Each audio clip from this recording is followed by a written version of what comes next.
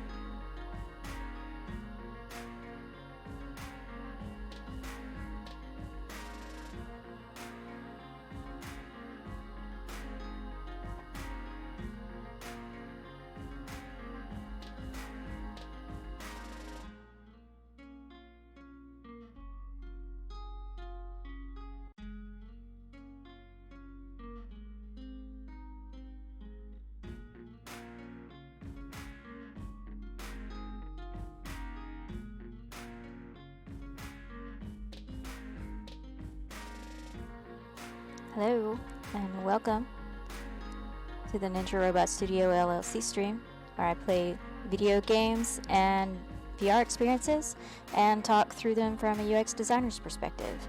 Game development has a heavy and direct influence on XR development, so it makes sense that we would study game design to give us a greater understanding of how to design quality immersive experiences.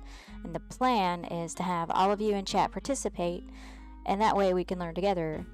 And there are a lot of classes out there on UX design and UX processes, and more classes are coming out around designing for XR. But think of this as a kind of an unofficial and less academic and less expensive university labs class for UX for XR. We're going to use critical thinking in our design analysis, and my goal is to help you gain practical experience in this critical thinking method as you participate in the chat. And if you check out the widgets on my About section on my Twitch page, then you will see a section called Rose, Thorn, Bud. This is the method that we'll be using in our analysis for each of these sessions. At the end of each session we go through this, and then if it is a 2D game, we talk about how does this translate into XR, how would we, should we, and so this is the method that we'll be using. It's a very quick and simple method. It's not an in-depth heuristic that you would see if you maybe have experience with the Norman heuristics and the in-depth heuristic analysis that you can do. It can take a while, and it's very you go in and grade with numbers, all of these different heuristic like guidelines, qualifications, and see how well this stacks up to that. That's not what this is. This is more rapid critical thinking. It's less academic, and it's less scientific, formal scientific, but it does get the highlights, the low points, and gives you a quick list of things to think about. And I'm going to show you next week how we can take that and synthesize it from all of the games we've played so far in the genre of platformers. Yes, that's what we're working on right now. We've been playing a genre of platformers. We started with, so we did go through a tabletop card game genre. I didn't do this for that one, but we will probably come back and do that later. We went through Demio, Cards and Tankers, Card Hunter, Voice of Cards, Shadowverse. These were all tabletop RPG card games. Demio and Cards and Tankers are in VR, and then the first three were in 2D. And so we looked at what does that mean? What can we learn from this to create a good XR tabletop RPG game? And we're currently working on platformers. Nobody Saves the World was, I'm going to come back to that one. That one was an action RPG with procedural dungeons. But we will come back to that because I'm trying to find more procedural dungeons and things like that that would go with that one. So we'll come back to that one. But then Mariposa, Giovanna Trine, 2, Kokoro Clova, and Moss were all platformers. And today, the one we're doing today, Ghost Giant, is another platformer. that we'll be going through, and that will wrap up for now our series on platformers. And then next week we will start analyzing what did we learn from all of these platformers that we played, so that you can learn my method for synthesizing into something that could be a report or whatever. So you're going to learn that as well next week. And this is experimental, and I will be iterating as you guys give me feedback, as I, analyze this for myself. How's this going? And it will, change in the future and iterate as you guys give me feedback on how it's going, and as I have new ideas for what I could do on the Twitch stream.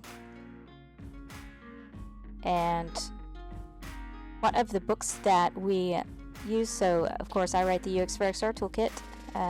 If you don't know who I am, I'm Letha Singleton. I write the UX for XR toolkit. I have over 22 years of experience designing across multiple platforms, including most recently VR. I have some experience analyzing mixed reality, augmented reality, but most of my experience is in VR, on the serious games training for consequences saving lives type of VR experiences. So one of the things that we're doing here with this Twitch stream, again, game development and game design greatly influences XR development. So one of the things I learned very quickly was that I needed to start studying video games, because I would often find in our team meetings, when in our design ideations and so forth, my teammates would say, well, Walking Dead has this great branching dialogue. So then I'd have to go buy Walking Dead and play it so that I could try the branching dialogue to see how they handle it. And so I learned very quickly that I need to start playing video games, because we use those patterns and we learn from those to inspire what we do in our XR designs. So hence this stream. And one of the textbooks that we use, I highly recommend. I have a reading list here on the About page. The Gamer's Brain by Celia Hodent. We actually read out of this book pretty regularly on the stream, and we're going to be reading through it in just a moment.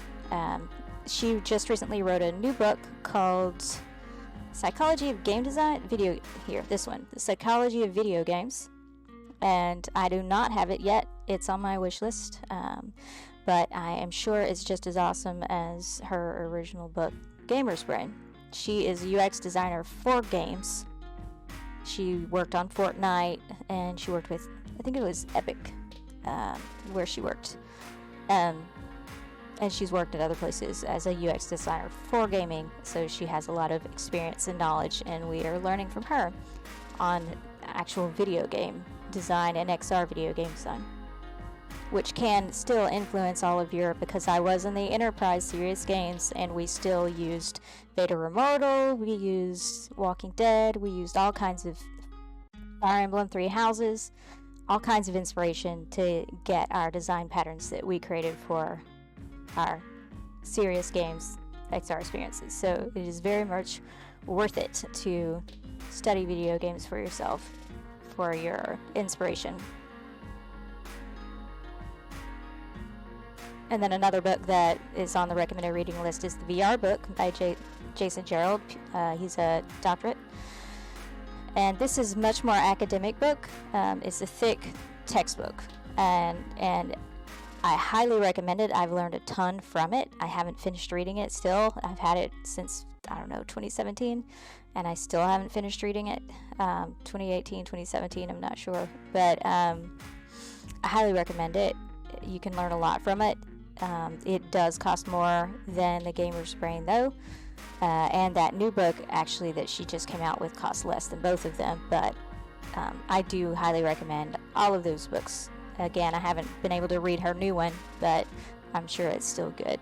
I just can't speak to it right now because I haven't read it. So each session, sometimes we'll have some follow-up from the last one. So I do have a little bit of follow-up from last time. We played Moss last time, and I had some feedback on YouTube. Thanks again, Camille Wanzek, for your YouTube comments. I really appreciate it, and that's something that any of you who are watching this on demand later, if you're not watching live, you can still participate by making comments on the YouTube. I do check those, so do feel free to make comments. I do try to check them regularly. But he had some more comments that I'm going to add to our thing that we're doing next week.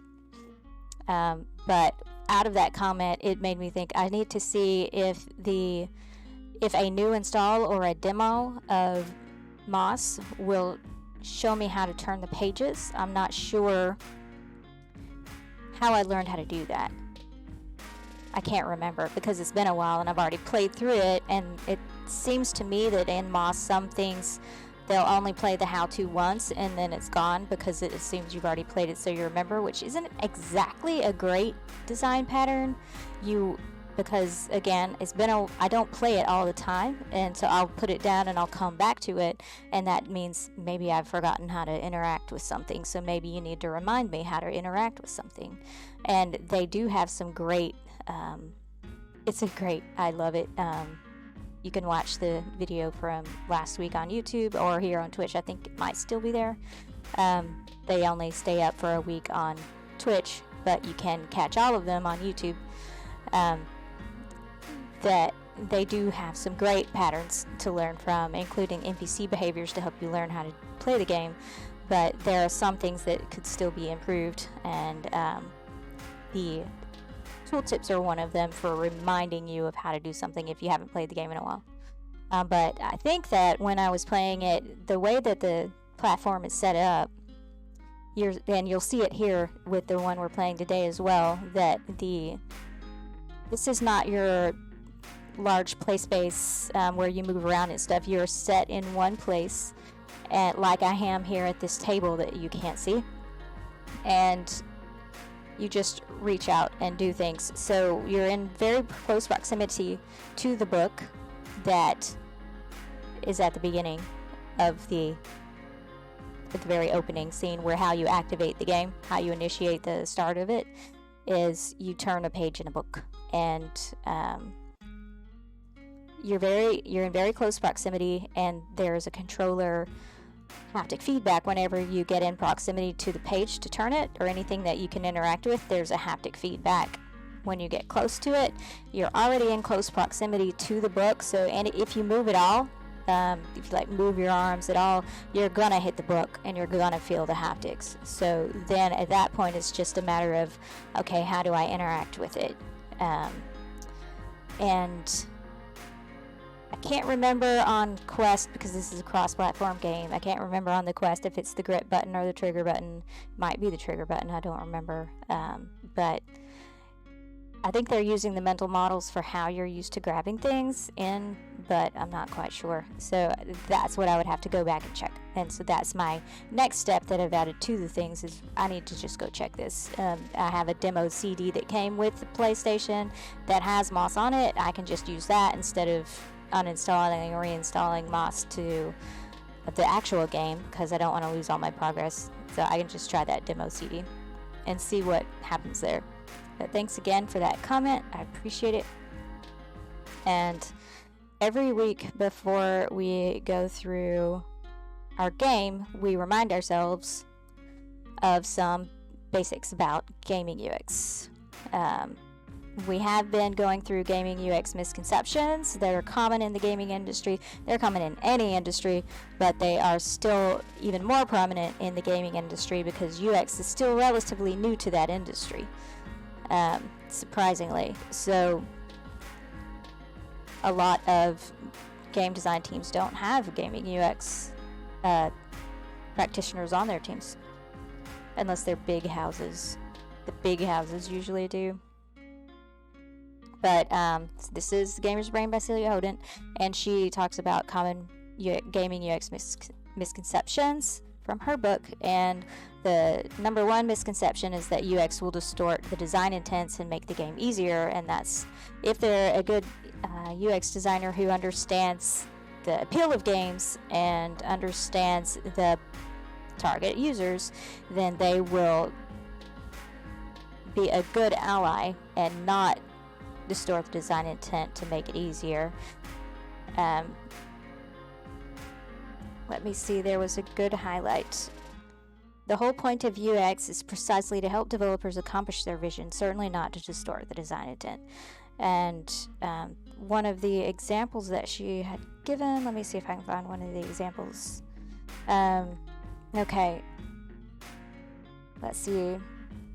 For example, consider the survival horror game Resident Evil by Capcom, and imagine a user researcher who observes the following during a playtest. At some point in the game, players open a closet where a zombie is hidden and now attacks them. Most players, being observed, are caught off guard, and their first reflex is to try to move backwards away from the zombie, but a table left by a level designer is blocking their retreat. As a result, many players panic as they struggle to move around the table. Most of them get hurt by the zombie, and some even die. If UX was about making the game easier, then the user researcher could report to the development team that the table should be removed because it causes player frustration. However, the whole intent of a horror game, and this is where good design comes in, the whole intent of the horror game is to freak people out. So panic is actually a desired emotion to elicit in that case. Therefore, this observation doesn't likely constitute a UX issue that needs fixing because it's probably aligned with design intent. And that's what we're talking about here. In fact, in this situation, it would probably be reported to the development team as a positive finding because that's what they're looking for. But there are other things, and we'll go to it in a minute with the pillars of UX, gaming UX, of what we actually mean by what's good UX, what's not. Second misconception is that UX will restrict the creativity of the team. That is definitely a misconception. The filmmaker, writer, and actor Orson Welles is credited with having said, "The enemy of art is the absence of limitations." And this is, I agree with this. Even artists like Picasso and Van Gogh, they all knew the rules of art very well. Art is a science, and there are rules around creating good art. Even art. So the creativity comes within the constraints. The creativity comes within the limitations. How do you work around those? How do you work around those constraints to create an even better game? And that's what we're talking about here. UX practitioners won't hamper the team's creativity. They will simply reveal more constraints that artists have to take into account and let those additional limitations stimulate your creativity even more. And Kim Libreri from Epic Games once said, UX analysis gives us the tools to have an unbiased, scientific view on how our consumers are reacting to our product, and it has proven to be a reliable and mostly frictionless mechanism for fine-tuning content. And another misconception is that UX is yet another opinion. And I think, let's see, the argument here was that making games usually requires coordination from many professionals, and in large studios, the game development team might have to deal with many opinions from within the game team itself, from the marketing team, from the publishing team, the executive team, the audience, and so forth. And so UX, they just perceive it as yet another opinion. But the argument is that if presented correctly, UX feedback is the least biased of all the feedback originating from the various channels, while also being the most neutral. As long as UX practitioners know where they stand and have a clear understanding of the design and the business goals, they should be the ones providing the most objective feedback. And then misconception number 4 is that UX is just common sense. That is something that is said in 2020 hindsight. Because when you are working, again, it's a lot of work, and you can miss things during the development process. And those themes seem like they would be common sense by the players or anyone playing the game after the fact. Well, that's a no-duh, but actually, if you're working on the product, there is a lot of work to do and things get missed. That's where UX comes in. That's where testing comes in. So that when you test early, you will catch these things early so that they don't become an emergency bug fix later. And UX methodologies should also help you find where the problems come from so that you can solve the correct problem. As Don Norman pointed out, problems usually don't reveal themselves in neat packages. They have to be discovered. And then the last misconception is that there's not enough time or money to consider UX. And again, making games is very hard, and developers don't have enough resources, whether it's time, money, or people, to ship the game they want to ship on their deadline. They often have to work overtime or end up cutting a lot of features. And there was a press release that said that 62% of game developers work overtime and are crunching, working more than 60 hours per week. That is the norm for game developers. So, but the point is that so they're already time crunched. So they feel that UX is going to add more time and add more work. However, she says in the book, investing in UX process is exactly that, an investment.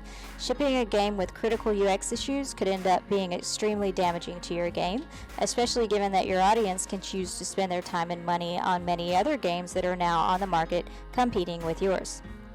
And moreover, if you plan for a UX process within your iteration pipeline early in the development cycle, it will help you identify issues as soon as you have paper or interactive prototypes, allowing you to fix these issues in a significantly cheaper and quicker manner than when the features are already implemented in the game engine. It's a lot less work to do it on the paper than it is to do it once it's built. And that is true for any project, any digital product, game, web, anything, software, apps. So that is the common misconceptions of gaming UX. Now, every time before we don't go over that every time, but every time before we play a game, we remind ourselves of the pillars of gaming UX, because these are the things that we want to think about while we're playing the game. And there are 7 usability pillars of usability. These are from your normal Nielsen-Norman heuristics. You will see them if you are from a product development background. You may be familiar with heuristic evaluations and these heuristics. Traditionally there are 10 that are on a poster or something, or in an evaluation tool that you can use to grade the experience. And these are from that. There are 7 though. She's changed it. There are 7 that are specifically that she's pulled out for gaming that still apply from those, and then she's separated out engageability because games have a different goal than your applications and your normal software. So these are tailored around gaming specifically. And she has reworded them a little bit to make it more normal language, because UX professionals love using their big words that you only learn in college, but most people don't study that, so you need to speak their language. And so she has simplified and changed it to speak game developers' language and game development teams' language instead of the UX professionals' language. And the 7 pillars of usability are signs and feedback, clarity, form follows function, consistency, minimum workload, error prevention and recovery, and flexibility. And then there are 3 engageability pillars that we'll talk about as well. Those are motivation, emotion, and game flow. So signs and feedback are all of those haptic cues, all those visual and audio cues that tell you what to do, that guide you, encourage you to do something. Inviting signs, things like that. And then the feedback is all of those features, those interactions have some kind of feedback on them. Like when I click on this post-it, there's a feedback that I can't interact with it right now because it's locked, because I've locked it in place so that I can't accidentally move it. That's feedback. There should be some kind of feedback telling you what you can and can't do, or something that's not ready to do because of something. That's feedback. And then clarity is around all of those signs, all of that feedback, all of your typography, your hierarchy, your color contrast, your font usage. All of your UI design should be clear, as in it should be perceptible and easy and informative to use. So it should be perceptive but not intrusive, so it shouldn't get in the way of the game or the experience. And you should be able to quickly prioritize information based on the design and know what's currently relevant versus what's not relevant while you're playing to what you're doing at the moment. And then form follows function is around the form of the character, the icon and so forth should inform you on what can and can't be done with it. Like a chair before it's sitting, a doorknob before it's turning, this cup handle before it's picking up the cup by the handle. This is what we're talking about. Form follows function. It should intuitively inform you how to interact with it. And it is designing for affordances from Don Norman's book, Design for Everyday Things. Also another book I recommend. And consistency is around, there should be similar consistencies in your players' expectations, the signs, the feedback, the controls, the interface, the navigation menus, the world rules, the conventions. There are also certain mental models that we're seeing, like while we're playing the platforming games, we're seeing certain mental models, certain like similarities between the different platformers versus similarities between the different tabletop RPG games and so forth. There are certain mental models for those games that should carry over. That's what we're talking about, consistency. What do the enemies look like? What do the allies look like? What's interactable? What does that look like? How can you tell where you can go versus where you can't go? All of these things are consistent across the various games that like within a certain genre. And then there's also consistencies across regions, like controls. I talk about it pretty much every time, but there's on the Sony, they use symbols instead of letters for their controls.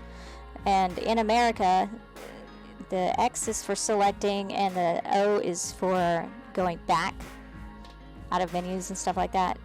But in Japan, it's opposite. So the O is for selecting and the X is for going back. So when you're playing a game in a different region, you need to know that there are different mental models and you need to understand that so you're not throwing them off, because then that gets into the workload, which is around your cognitive load, which is your mental capacity, how much attention and memory is being required to do this thing, versus your physical load, which is how cumbersome is this thing physically to do.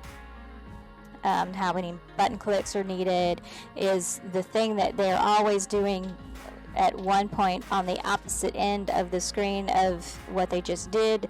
Maybe you should rethink your screen design, and so forth. That is workload. And the interactions should not be cumbersome or overly complicated unless they are part of the game mechanic. And players should be able to focus on the game mechanics or the features and the content and less on the interactions and the controls. The controls should not be getting in the way of the game. And then error prevention and recovery is around, you should be able to anticipate what errors players can happen and then try to prevent them as long as they're not part of the game mechanic. Again, so like saving, losing all of your gameplay. You want to prevent them from leaving the game without saving, losing all their gameplay, and then end up rage quitting because they don't feel like playing the last 2 hours again. So those are things that you can anticipate and prevent. And then flexibility is around the how customizable is the game, and this is for audio, languages, comfort, like you can adjust your volumes of your different things, your background music versus your vocals versus what language is playing right now, subtitles, what language is that in, and what kind of controllers can the players use, because there are accessible switches and stuff for people with motor function impairments and so forth that they may want to play the game but they can't with a normal controller. But if you let them put their switch on, a switch is like a big button that can be used for people with motor function impairments that lets them interact differently but still enjoy the game. If you let them do that, then you're going to have more happy players playing your game. And if it is more accessible for those people, it's going to be more accessible for everyone. And then engageability is the motivation the emotion and the game flow. So the motivation is what is getting these people to want to play this game. What are their motives? What is the meaning, sense of purpose, the value, the impact of what is going on with this game? A lot of players love good story in their game. A lot of players love to just hack and slash and kill things in the game. A lot of players like do or die, really heavy and difficult, and what's their motivation? And you want to aim to satisfy that player's need for competence, autonomy, relatedness, and so forth. And I will lose motivation very quickly if I feel like I'm incompetent in a game. I won't. Excuse me.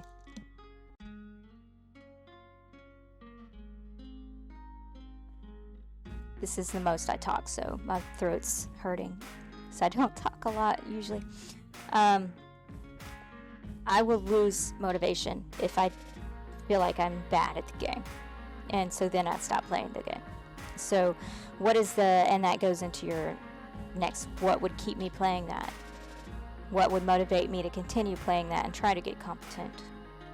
And so all of these things matter in your UX. And emotion is the polish of the game, the feel, what's the controls, the camera, all of that polish that makes it look finished, and the character, the presence, the physical reality of that game. What's the emotion that comes out of that? And then the game flow implies the accounting for the level of the challenge, the difficulty curve, and that's where we get back into the competence and things like that. Is your game starting out immediately impossible to play, and then they just have to keep trying until they make it? Some people like that, some people don't. What's your target audience? What are they going to want? And you need to understand that so that you can design to that. And learning curves, though, pacing, those are important to all games. If you're wanting a larger audience, you're going to want to start your game simple and then slowly increase the difficulty and the pacing and so forth as they go. And a good example of that we played recently was Giovanna, and you can check that recording out on YouTube. It's not on Twitch anymore, but you can check that one out, and we'll see about the game. The game I'm playing today is almost completely blind because I only did like the very first scene to make sure everything worked. So we're gonna see how competent I am in the game today. And game flow, we're done with that. So yeah, so these are the things that we need to think about while we are playing our game today, and then afterwards we will do Rose, Thorn, Blood exercise. So the game that we're playing today is Ghost Giant. It is a platformer puzzle game, and that is the genre that we've been playing lately. And yes, I did unmute myself. I'm very glad I did that. I just freaked out for a second thinking I forgot to unmute myself. This is a story. It came out in 2019. It's on the PlayStation and the Quest. And this lonely little boy named Lewis is, you'll see in a second, but you're helping him out in his world. And it's a similar setup to Moss that we played last week, but a little bit different because you can interact with the world a little bit more than you could with Moss. And we will see that today. But we are helping him and helping him help the citizens of this town called Sandcourt through platforming puzzles. So give me a moment while I switch to VR and get set up for that.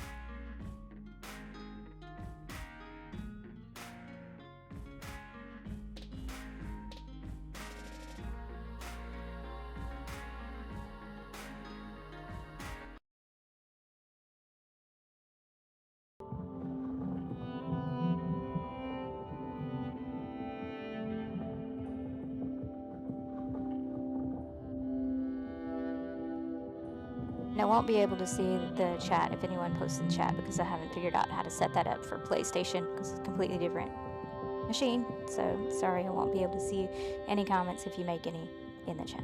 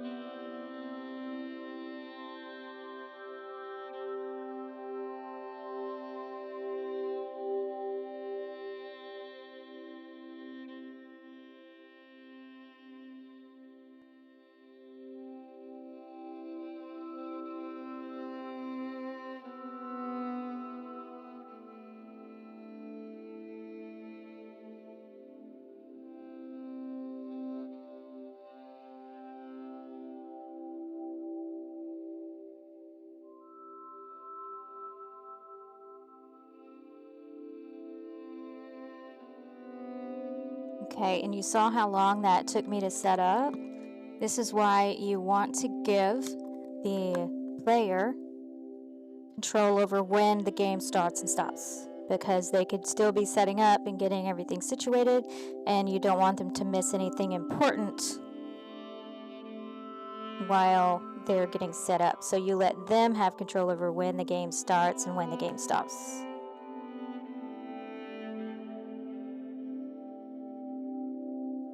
Okay, now again, I'm having to face this way because the PlayStation has a camera instead of, it doesn't have inside out tracking or any of that. So I have to face the camera for the game to work properly. And these are limitations you need to understand about whichever headset you're working on. But this is the theme that you get at the beginning, where you can make all your adjustments and everything. So I could adjust my height. I could go through the tutorial again, which we will, because I may have forgotten because I only did it once. And so you can see what the onboarding's like, and you can adjust the language, but this is, you would expect for it to just be touch, but this one's different. When you first load the game, very first time, the tutorial is what starts. So we're seeing this scene when I first load in simply because I've already played the tutorial, but the tutorial automatically plays the first time you go through, so you learn right away how to interact with stuff. So and then they have chapter selection here, so that if you lose your place, or you want to go back and restart or something, you can. And then you can affect, this is what we're talking about with flexibility, is the ability to adjust your height, your language, because you could be seated or standing. There are better ways to do the seated versus standing now, especially if you just set it to where you detect the player's height by how high this is from the ground, but that requires setting up a ground. I think that the PlayStation, I'm not sure the PlayStation actually has that ability to set the ground, so you have to adjust your height. So this is an important thing to know, the differences and the limitations of the hardware that you're designing for, because then you have to manually adjust the height, because it's based on the camera, where I have the camera set up in the room, not on where the headset is. So again, limitations of what your hardware is important to know. And then flexibility of the volumes and everything. I'm always messing with the volume because I need the voice volume to be higher than the music volume, because I have sensitive hearing, so I need to be able to understand the voices. And anyone with hearing impairment is going to need to adjust their volumes, because it's going to be harder to distinguish sounds if you have a hearing impairment. I mean, there's various ones, but mine's not necessarily hearing impairment, it's more of a sensitivity to sound. Everything's loud to me, so I have to adjust volume because everything's loud to me. And then you can, of course, turn on or off your subtitles. And so let's go through a tutorial.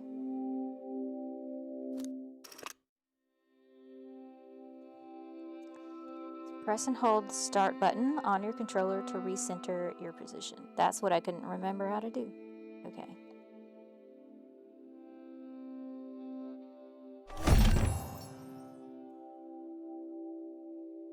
Okay. So it's got me seated still. I just hit something. What did I hit? Ah. I guess this is the back, so I shouldn't be looking that way.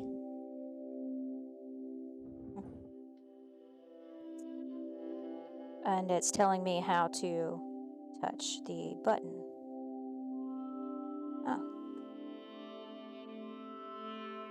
There's a little trackpad in the middle of the controller, the wand controller on the PlayStation. That's what I'm using. It's not a trackpad, it's just a middle button. I had to change my angle for it to work. So I can adjust my height by pulling the lever.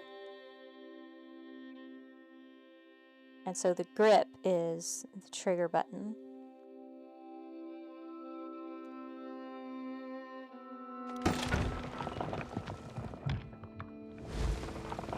But it's really touchy. It's really touchy, so it's hard for precision. So I don't know. I would think that I'm not sure that's the best interaction because it's too touchy. Maybe I would think just let me like do something here because this off to the side makes it a little bit harder to do. Yes, it's cool and it fits the pattern of the game, but it's very disconnected from that.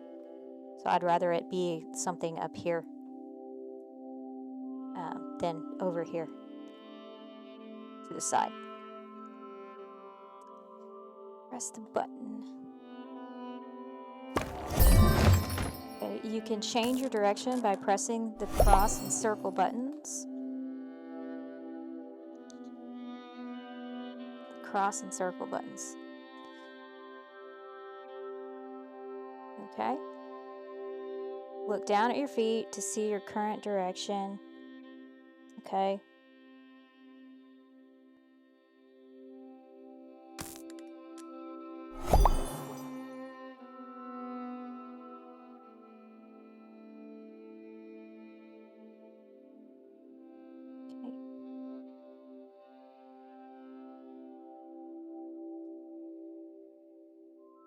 So you have to move this way because you can't turn around physically, because if you turn around physically in the PlayStation headset, then it's going to lose tracking because the camera is there's only one camera over there. So if you turn around physically in a PlayStation, your hands are going to lose tracking, and I can't move any further because the camera can't see my controllers. That's why they glow, is so the camera can pick them up. That's why that glowing orb is on the top of the controller. And so when you're designing for a PlayStation, you have to give the ability for them to digitally turn, which is not ideal because that can make people sick. So then what mitigations do you put in place for that?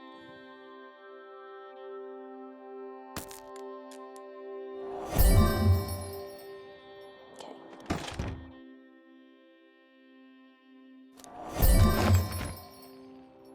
So you can pause the game by pressing the square button. And try to avoid sticking things to the HUD like that, because that hurt my eyes, first of all, because it was close and it made me want to cross my eyes because of the position. And also, I have a video talking about bifocals and progressives, and that went above my glasses, where my glasses are, which meant that it felt like I was crossing my eyes just to read it, which can cause eye strain.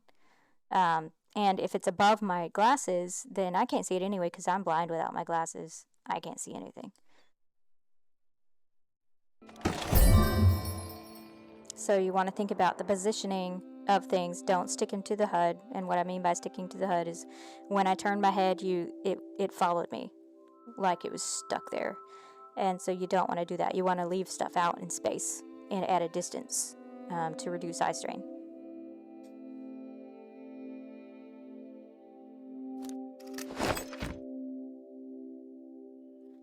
Press and hold the triangle button at any time to return to the main menu. You can access this tutorial from there.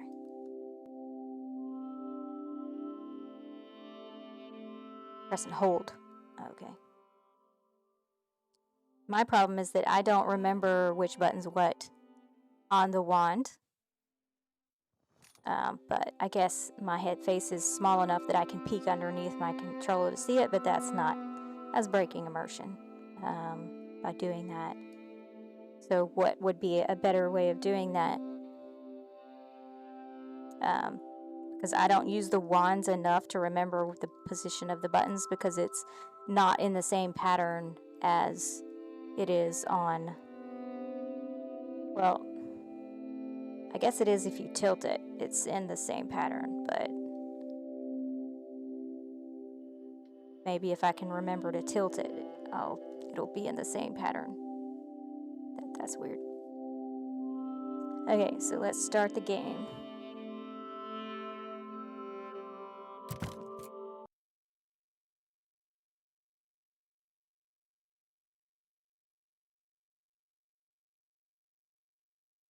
Maybe. And this is also why you want music, you want sound, you want to see the hand still while the game is loading, because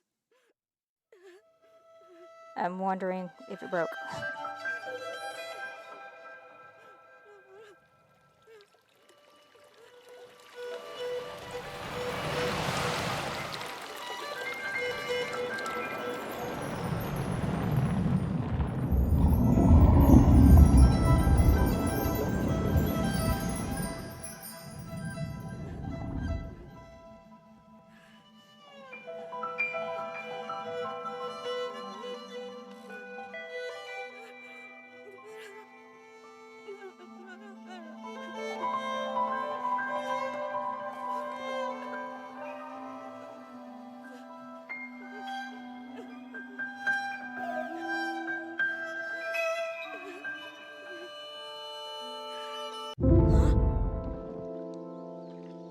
Huh? It's a ghost. A giant. Help! No! No! No! No! No! No! No! No! No!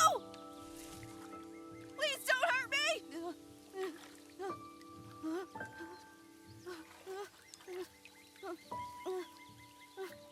So this setup is a lot like Moss, where you're set in place and you just interact with the things on the platform.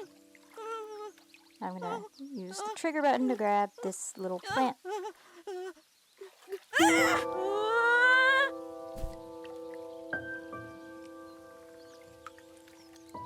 It's not real.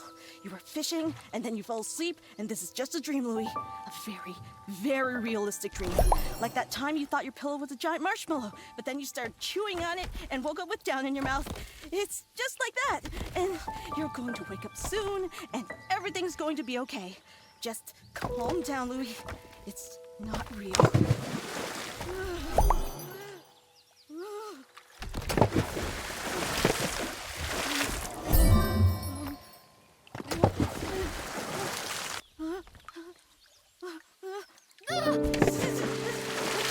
It's super real!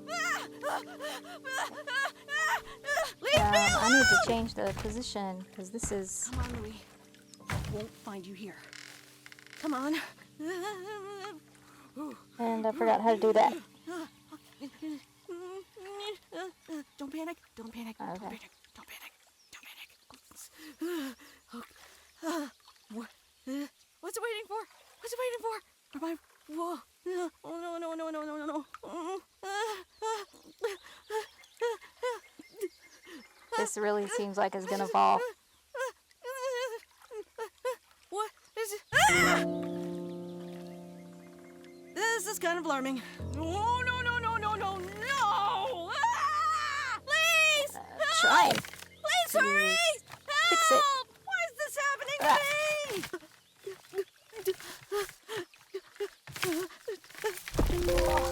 That was hard to do. I know what's gonna happen. Help! So there's a little ring telling me what to do here. Help! My leg just brushed against something. There was a little glowing life thing in there.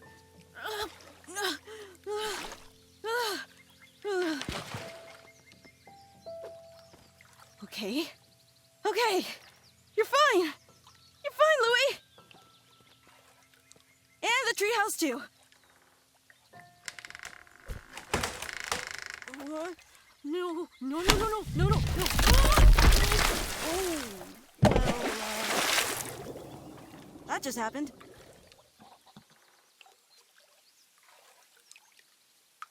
I keep hitting my The flag Maurice made. cord. It's so worn out. Wonder what Maurice is doing now.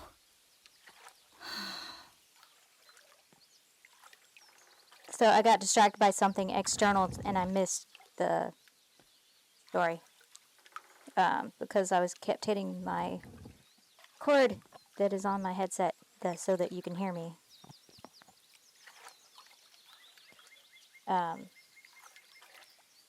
And I was distracted trying to turn so that I could see because I'm getting away from the camera.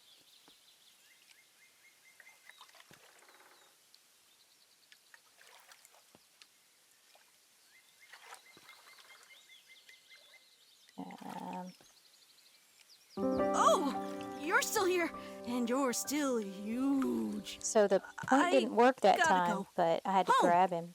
And so, thanks. Bye!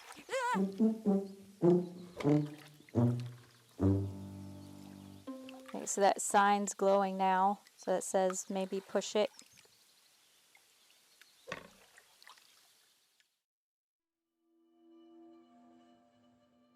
And this is what I was talking about. I've mentioned before, load scenes. You need to know that there's something going on that's not broken, so I can hear noise. And I'm also entertained by these sparkly lines that went away now. Now I'm sad. But the next scene's loaded, but I had some entertainment while I was waiting.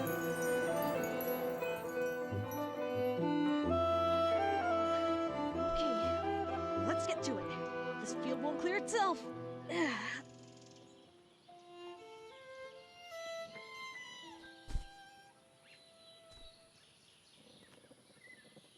Sunflowers? More like... Ah! It's back!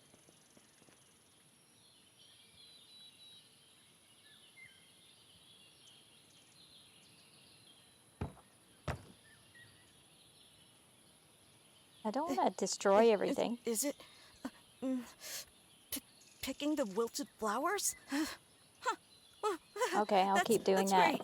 But, oh no! I mean, yeah! It's gigantic! And so helpful. So the NPC told me what I should be doing, which is helping nice. me? Because I didn't know what I was supposed to do next. You missed some over there. You show those sunflowers who's a giant ghost. You've got really big hands.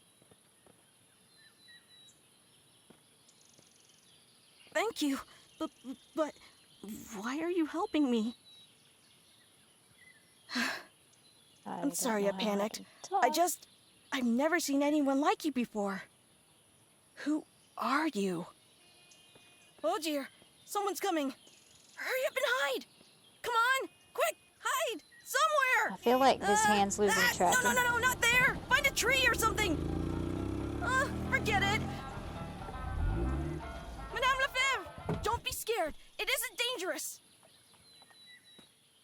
What are you talking about? Losing tracking on this controller. I'm wondering if my battery's dying. See it? See what? So I was having trouble charging it. By my lustrous mane, what on earth is that? Oh no! Don't worry. I'm pretty sure it doesn't want to eat us. I am joking, Louie.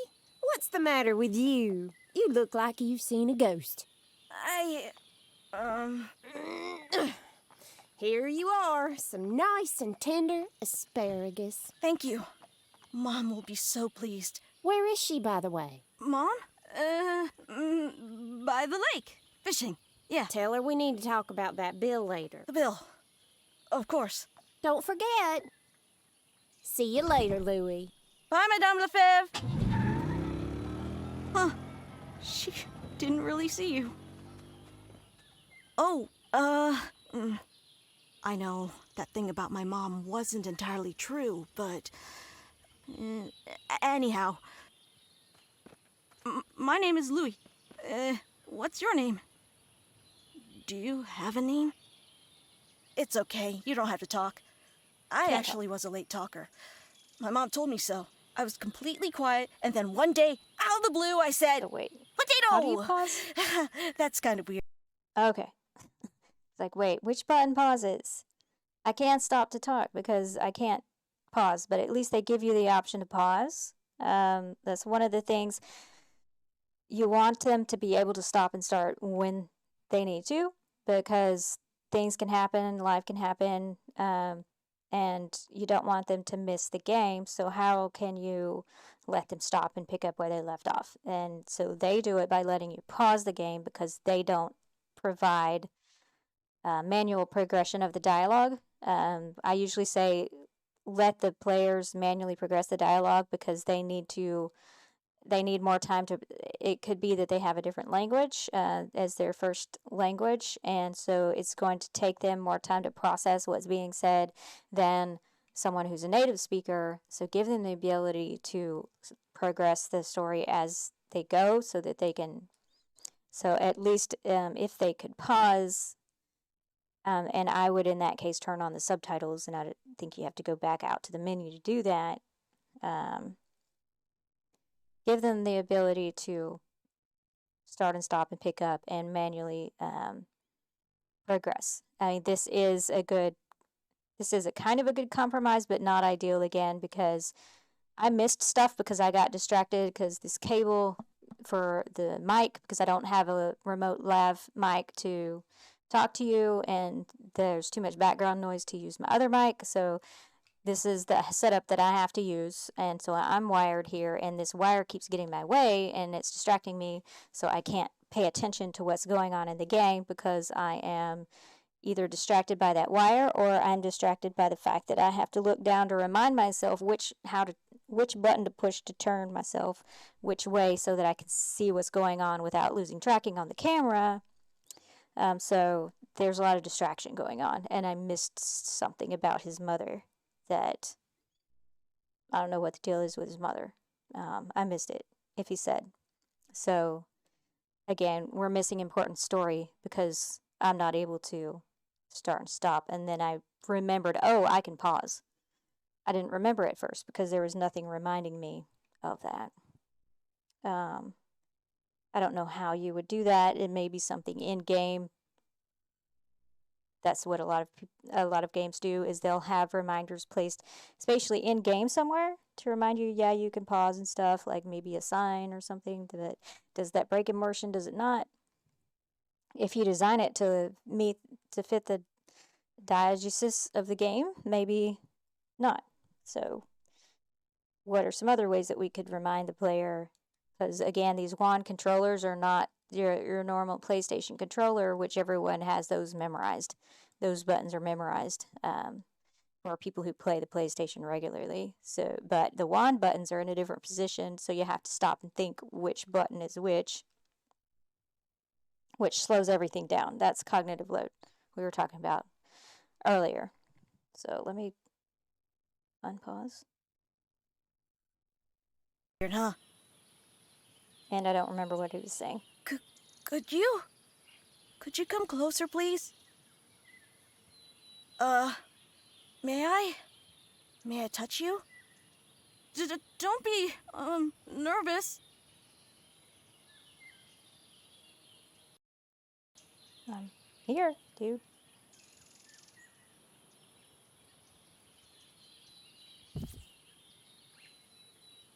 I'm not gonna bite. How do I get closer? Okay. Whoa! You really are a ghost. A giant ghost. Can I call you Ghost Giant? What do I look like? So, what happens if you touch me?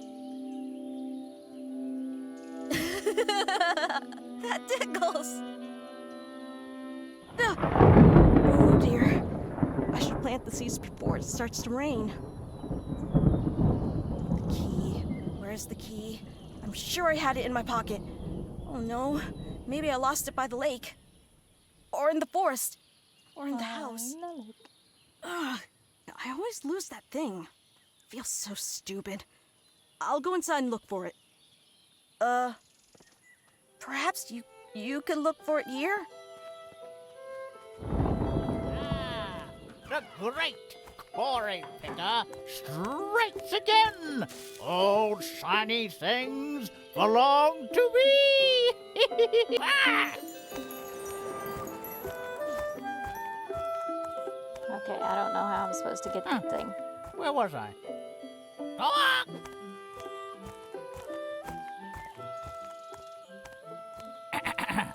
Right. Where to hide it? Where? Oh, here's my... Come on. Huh. That's a pretty good hiding place, actually. The only problem is how to get it out. Hello, shiny thing. I can see you. I love you, you know. Mwah. Yeah, I don't know. Ha! I found it! My apologies, but I believe I found it first. Whoa! No, I'm pretty certain. Yeah. Fine. Keep it. There are more shiny things in the sea. Thanks. Now we will sow the seeds, and the rain will fall, and the seeds will sprout, and grow, and grow, and... I have to open it for you, okay? Rats! Gross.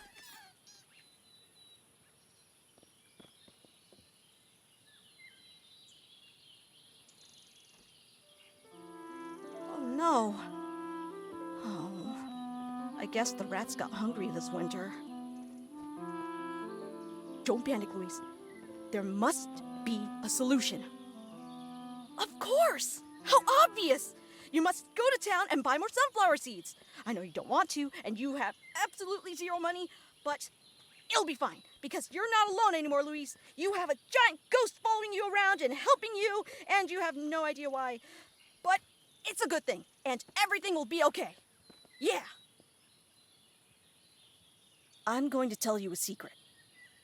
I've been teaching myself to drive, for emergency purposes only, and this is definitely an emergency.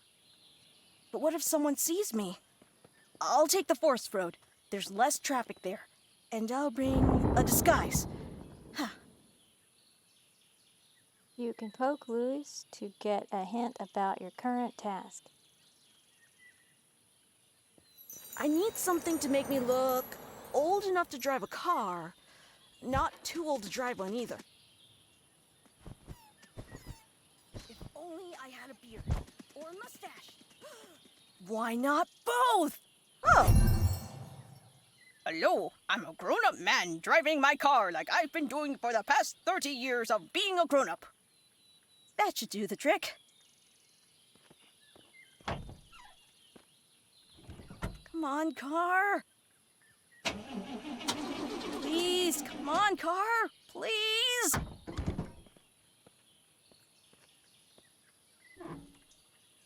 Stupid car. I'm trying to grab it, Mom but I used to can't push the car grab down it. the hill when it wouldn't start.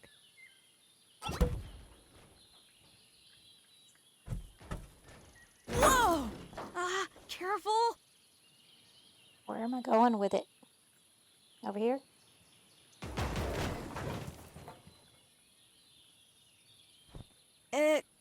Could you help me with the car, please? Can you? No, that's silly. Okay, I'm just gonna say it. Lift the car. Make it float. Careful. Oh, the hill is on your left. It looks hilly and roady. So That's where the car needs to be. I appreciate that they're on giving the you hints roady part. to let you know what you're supposed to do. Because I didn't know where it was supposed to go. Careful. Because it looks like, you know, there's a road there too, so it could have gone that way. I don't know why I have to put it there. Oh, No. great. Uh-oh. Wait for me. Wait. Oh, hey, ghost giant, follow me. Good thing I know how to brake. I think.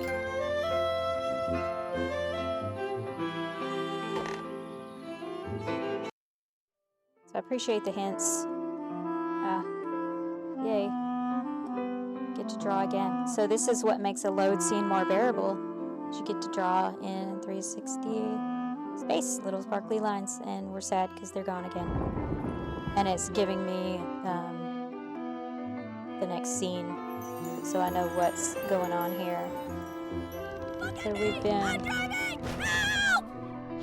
playing for...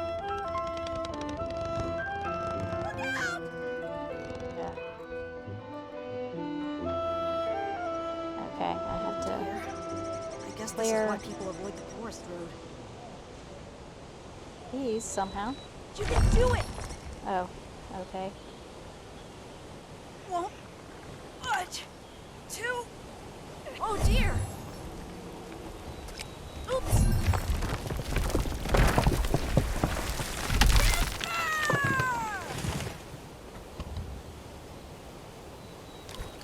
I'm trying to move the tree. Okay.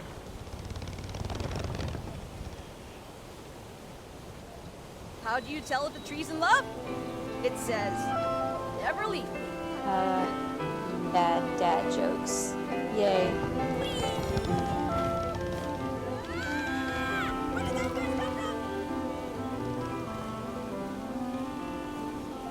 So I don't know what I'm supposed to do there. Be mindful of targets in the far distance and try throwing things at them. What's something that I can throw?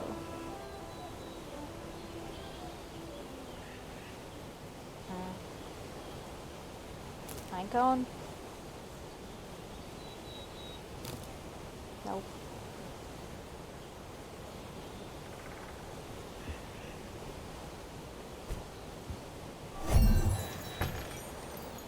Okay. Oh dear, I can't believe I'm doing this! But I don't know what to do here. No, no, no, no!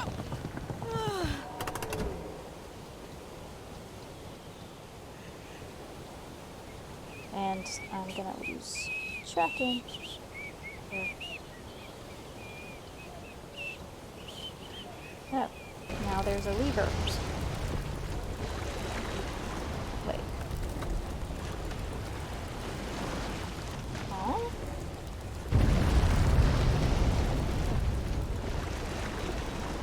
That's weird. I don't know what.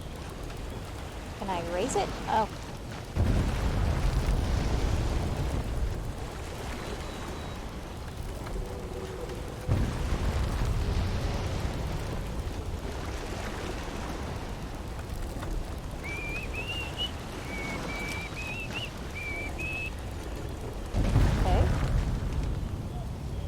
Out of the way, tiny birds! Lean closer to gust areas and blow into the microphone. I don't know if I have my microphone Fly away, activated. birdies! Fly away! Okay, I guess I do. You really blew them away.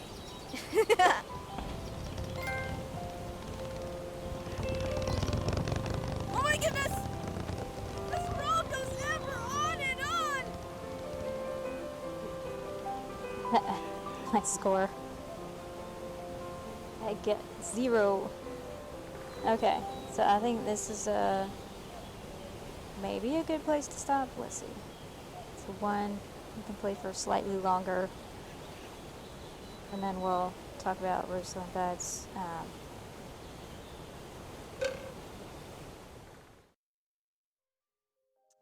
But I enjoy the squiggly lines.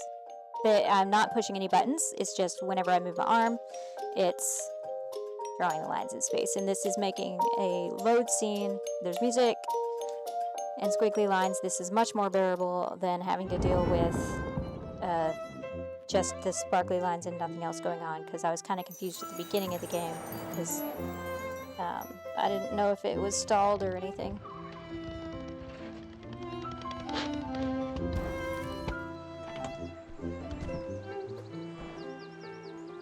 Wow. Can't believe we did that. I actually drove the car all the way to town, and you were amazing. Let me pick up this humongous boulder with my giant hand and throw it away. I could never have done it without you. Hey, do you know what we need? A secret handshake. Slap my hand. Come on, do it. That's it. Now, bump my fist like this. Whoa! That's great. Slap, bump. That's our secret handshake. I wish I could tell Maurice about you. Don't know if I'll remember Well, time to take off this beard. It's stuck, and it's so itchy. Help! Can't Get it off! Thanks. I've still got an itch behind my ear. Can't reach it. Ah. Could you please?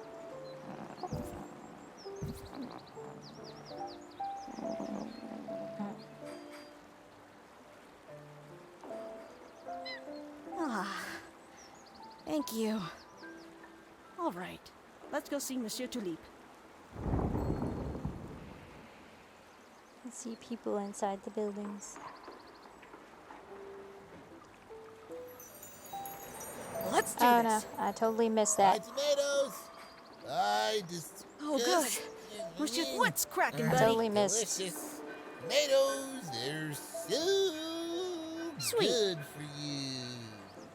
Buy them, please. I want to get rid of them. Why was I born to a family of vegetable traders? Why do I Maneuver houses and lack other the courage constructs using for brass some other levers and profession? buttons. Why? Such a coward.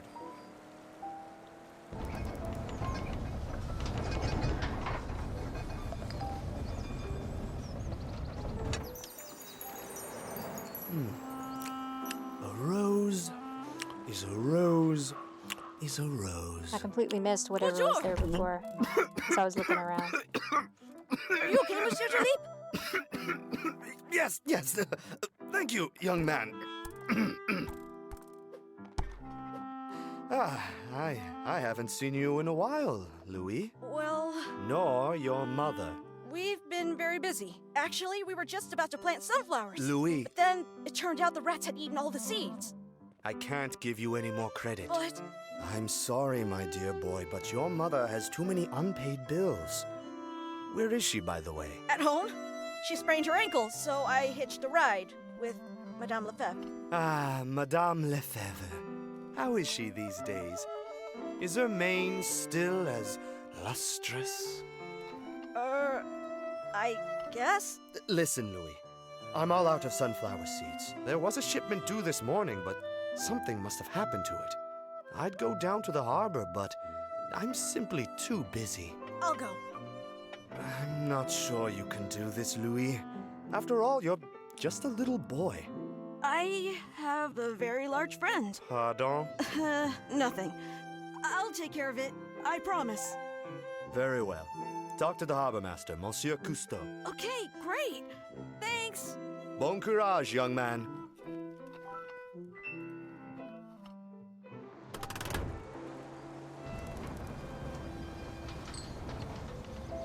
Oh dear.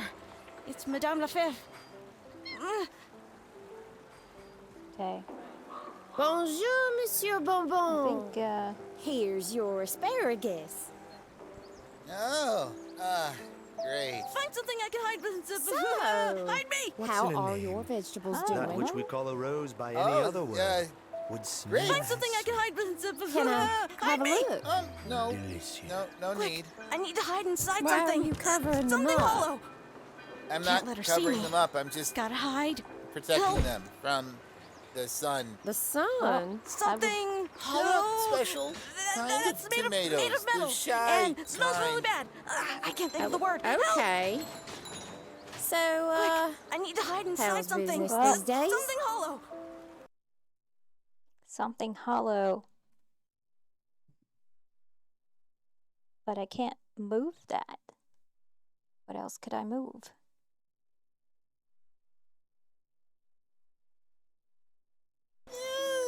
It's fine. You know, green. Sometimes red. Definitely healthy. speaking of green, I'm here Oh. with your asparagus. Go back in the building. Whoa. Something. Find Roses something are that I can good. hide inside. Quick. Fantastic. So, Go back inside. why don't you open those scrumptious. boxes? No. It Would Yeah, because that makes sense Look in the at middle the of the. state of those tomatoes. They are an affront to tomatoes everywhere. You're not worthy of my asparagus, Monsieur Bonbon. That's not conspicuous You're at all. a disgrace to the vegetable trade. You're absolutely right, madame. In fact, I detest vegetables. Please remove your asparagus from my sight. I will indeed. Adieu. Adieu, madame.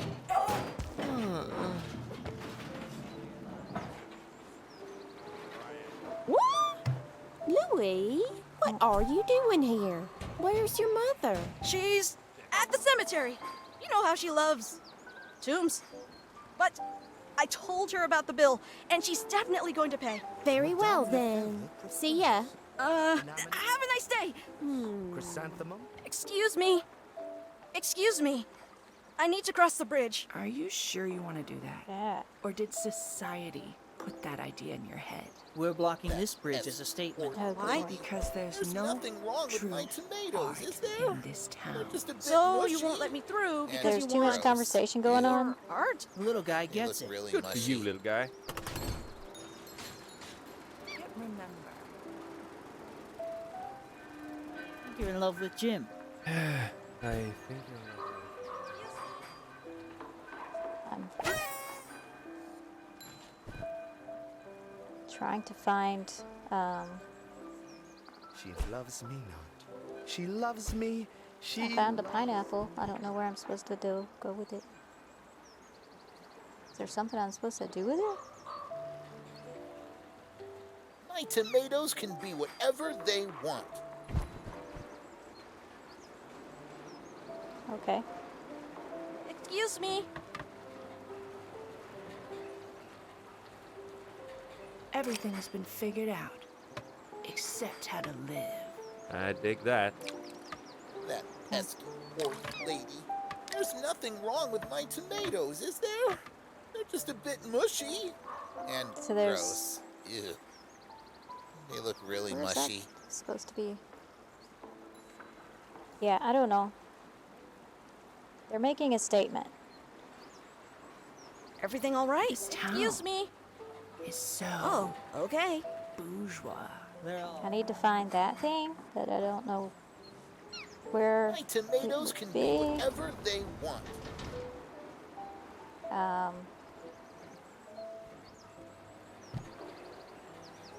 Okay. There it is. In this town.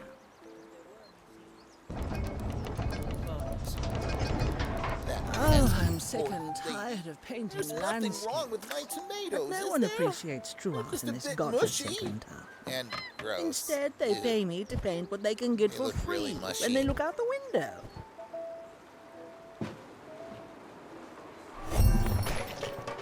Oh, are you? I left the big city to gonna find paint all that? inspiration. Why And not? blag. It's a square Let's business. make it Yes, square even lines. green. Use windmills to make ends meet. Heptagon. Interesting technique. Nonagon. What's next? Decagon. To be Like young Decadon. again. To live on scraps, Dodecahedron. love and art. Oh, yeah. My when tomatoes you're can past be whatever middle they want. Encore! Starving artists. This is. Kind There's of a lot of loses its conversations charm. going on, which is kind of annoying. You cool. We're cool. Too cool for school. Pond.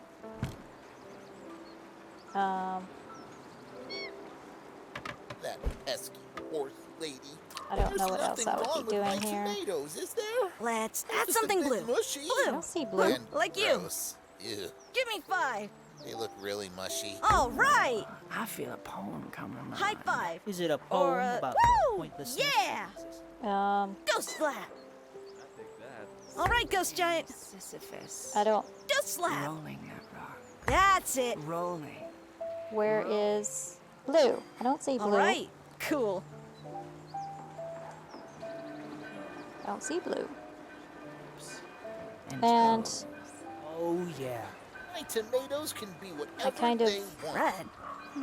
Do you like red? Flowers, Madame. I like red. I don't see any red. Slap. I'm thinking about. Nice one. I'm thinking about. Slap my hand. I'm Wow, there's an thinking awful about. lot of annoying conversation going on. Nice. Getting annoying. Give me your hand. I'm. Oh, good lord. Oh, yeah. I'm thinking about. Come on, ghost giant. I'm thinking about darkness. The midnight sky on a moonless night. Licorice. Woo! Yeah. I'm Thanks, Ghosty. thinking about dark. Okay. I'm gonna stop now because I'm getting annoyed by all the conversations, and I'm supposed to be finding Licorice.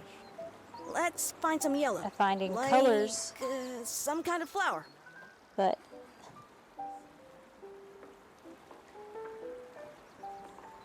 Ranunculus. That pesky horse lady. There's nothing wrong with my tomatoes, is there? They're just a bit mushy. and now I'm losing gross. tracking. Ew. They look really mushy.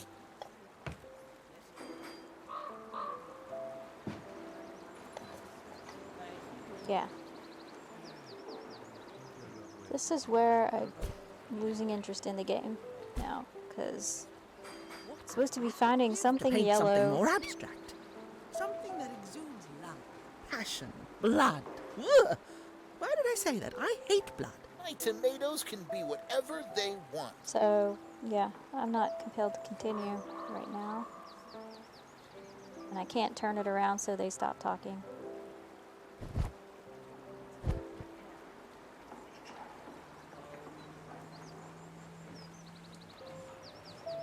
That pesky So, yeah, I don't horse see lady. There's nothing wrong with my colors. tomatoes, is there? They're just a bit mushy. And gross. Ew. They look really mushy.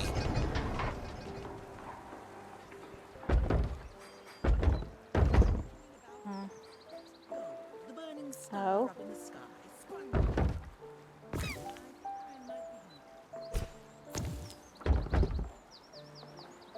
Look at these budding flowers. Soon they will blossom. Oh, so I need the paintbrush. C'est la vie. So, Just one more. A They're bold all choice. phonies. My But tomatoes can be something whatever is they missing. want. Oh, okay, so there's handles on But these. is it art? Not yet, I think.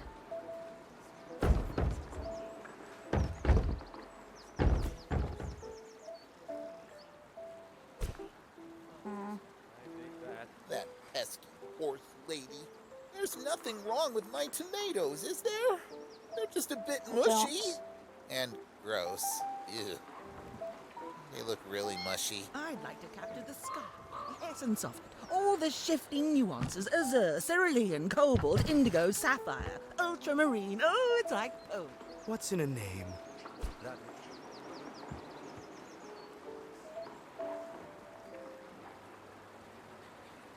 How am I My supposed tomatoes to? can be whatever they want. Also, something dark. Going to about really their make it square business. Leading their Just square that. lives. Like a circle. Or a triangle. Or a pentagon. Hexagon. Heptagon. Octagon. Nonagon.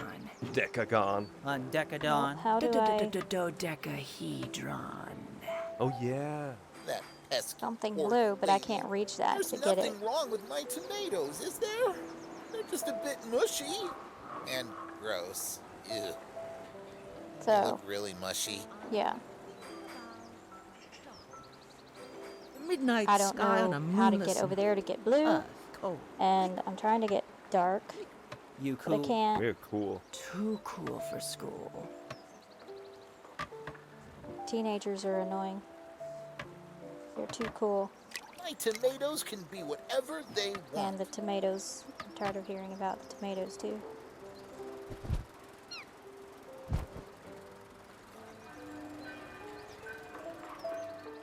But Yo. I dig that. Suffering Sisyphus.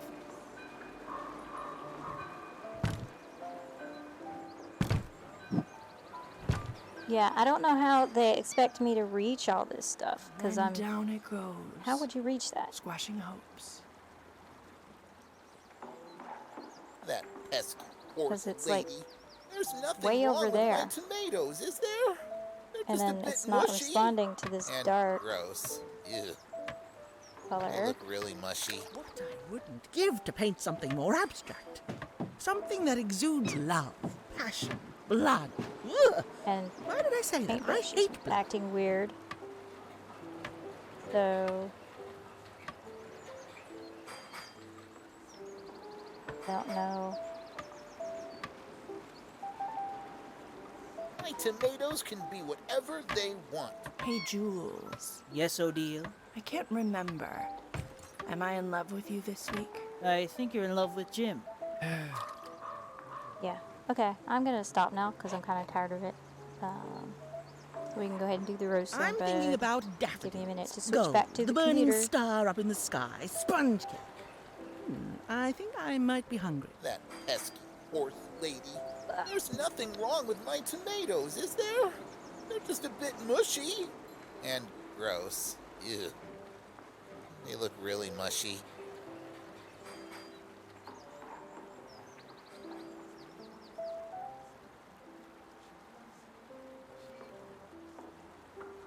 Now, something to symbolize the ocean. Ancient, life-giving, and, My tomatoes can be whatever they want. Everything's been figured out.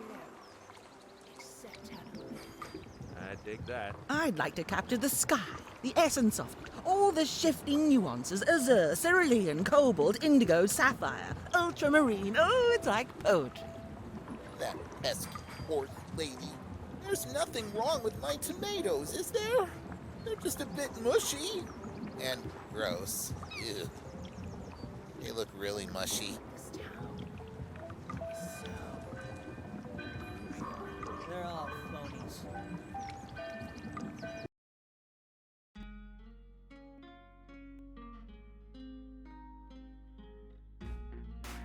Okay.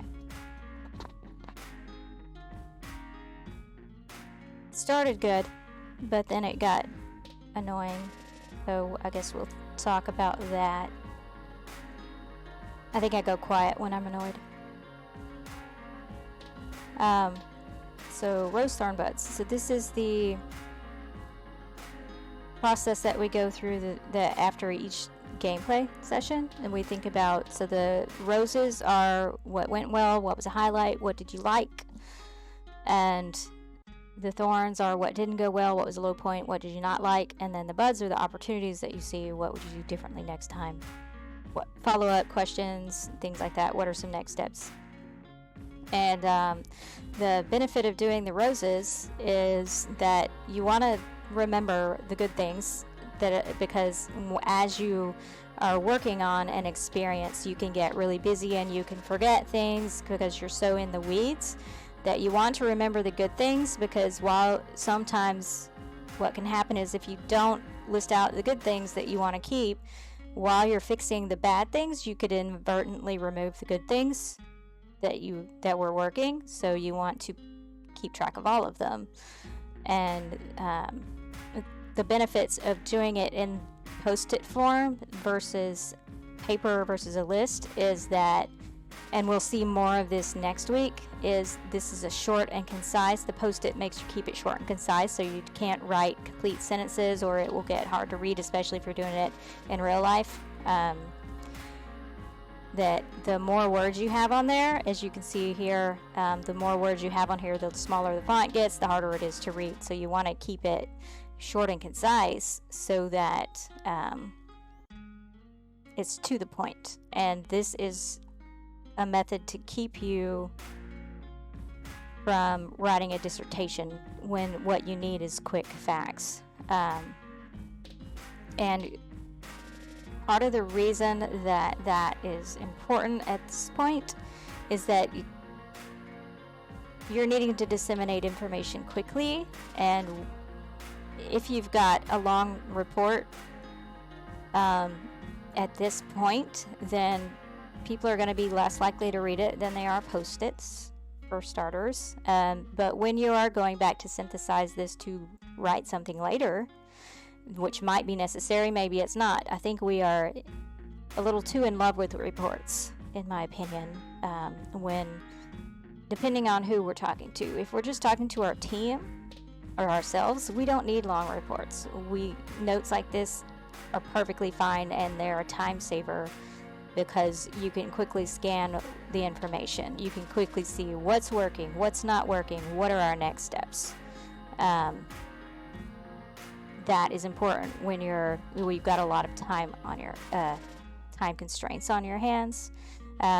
People are less inclined to read reports based on my experience. And you do still want reports. I'm not saying don't do reports. So again, we're going to work on something next week to show you again one of the benefits of why we do the post-its this way, why I do them this way is short, concise, so that we can quickly synthesize information. And we'll be doing that next week, the synthesis of this. So some things. I like the load screen, the load scene, sparkly blue line drawing. The ability to do that keeps me entertained while I'm waiting for the next load scene.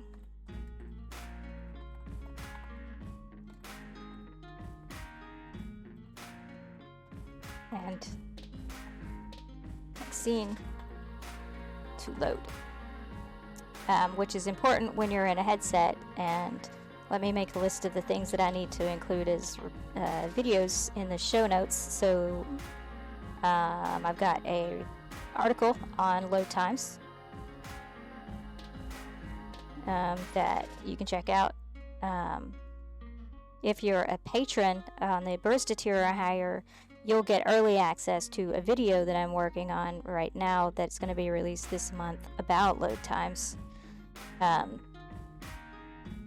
it'll be released by the end of the month for those on the barista tier or higher patrons. You'll get early access to that. Everyone else will get access to it, I think June or July, something like that. But there's an article out here right now that you can check out.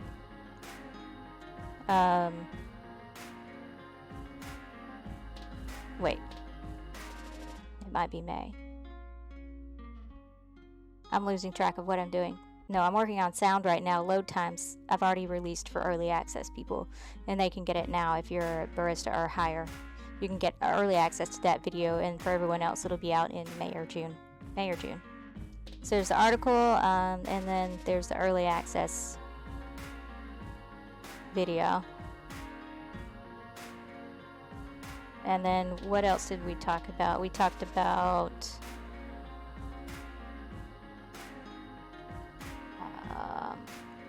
I can't remember. Articles. What other articles did I mention?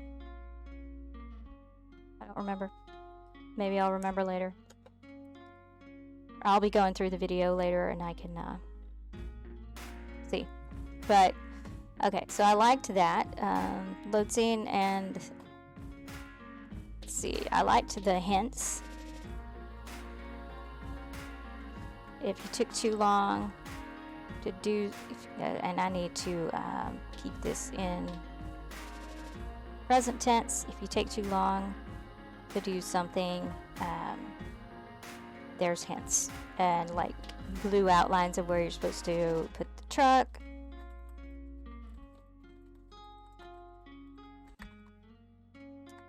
Or the blue life preserver,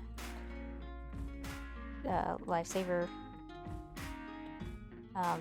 for the water. And then the NPC would also say stuff. NPCs give hints in what they're saying. And you also saw that little exclamation point above the NPC's head. Louis, what was his name? That's a sign. Exclamation point over. I don't even. It's Louis. Louis' head. When hint available.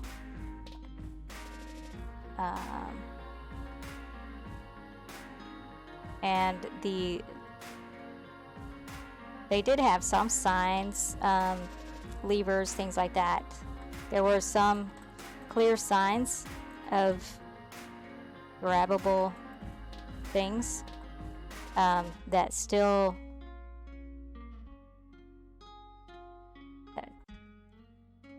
clear but still fit the visual aesthetic of the game. Levers, handles,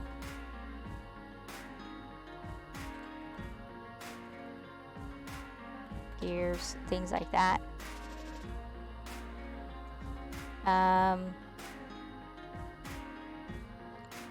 You're able to pause the dialogue.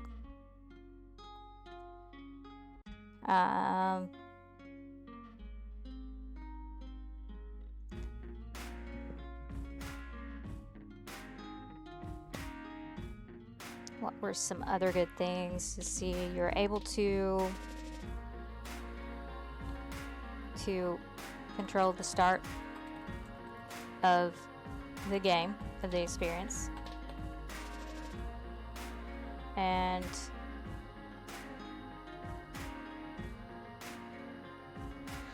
it's a good design for the hardware constraints.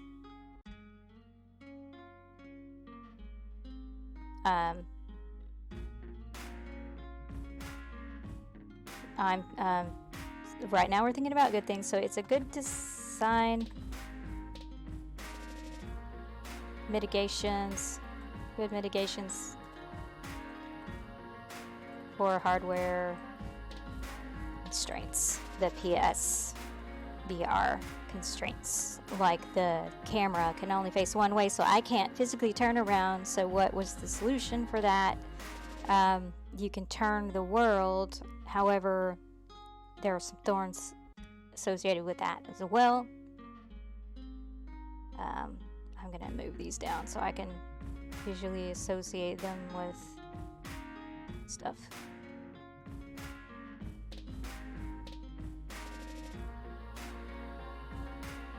Let's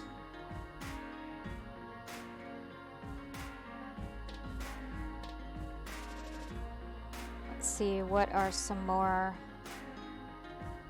good things? Roses.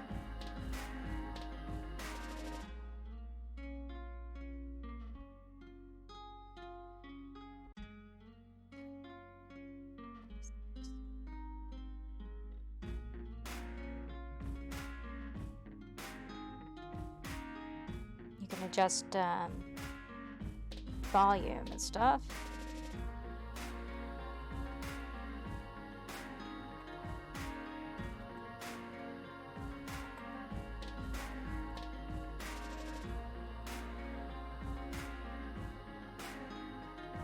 And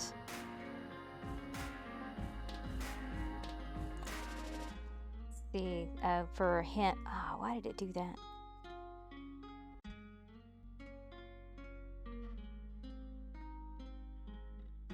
I think it was back with the hints. Where's the hints? Glowing objects were also hints.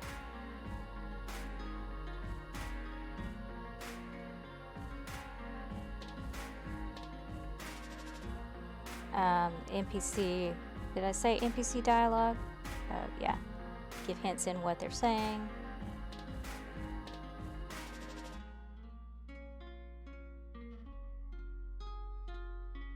And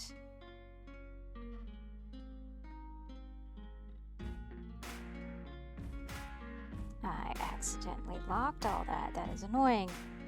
There are some annoying things about Miro. It's like it's really easy to accidentally do something because of how they have the contextual pop-up. So I accidentally locked the post-its when I had zero intention of doing that.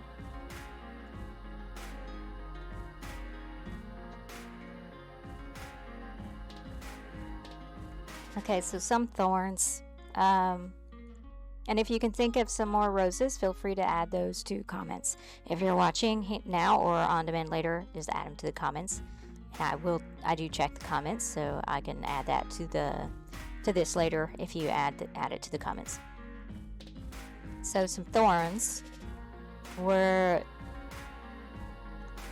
that there was some additional. Let's see, did I do all of this in present tense? Yeah, okay.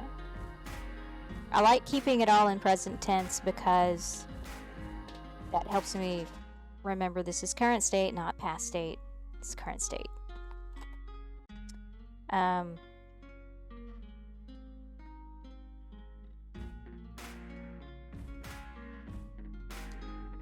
some things that didn't go well. What was the low point? So the lowest point was what made me motivated me to stop playing, because I just got annoyed and bored. Was all the NPCs were talking at once. It's like multiple NPCs talking at once, while Louis also talking to me. Annoying. That was annoying. It's like high five, and I'm trying to listen to the NPCs talking, and I'm trying to find the paint colors so that I can progress the story, because for some reason I'm stuck at this bridge and I can't move on because for some reason they want me to paint when I'm trying to go get sunflower seeds so that I can eat and make a living. Why do I want to stop and paint right now and listen to a bunch of moody teenagers? That's annoying. My Enneagram 5 is coming out right now. It's like, just let me go do my thing and leave me alone.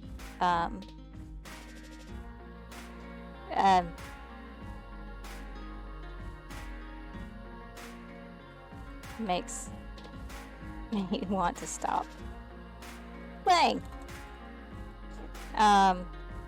Trying to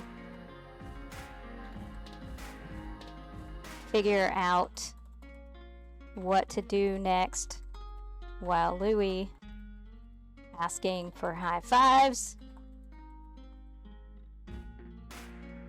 constantly, and NPCs talking over.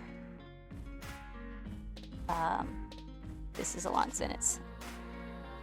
Talking over each other. And I guess there was something I could have done to help that NPC with the tomatoes, but I have no idea what, because I was still trying to figure out the painting thing, because again, they were all like talking to me, talking at the same time, and it was just one at a time, please. One at a time, please.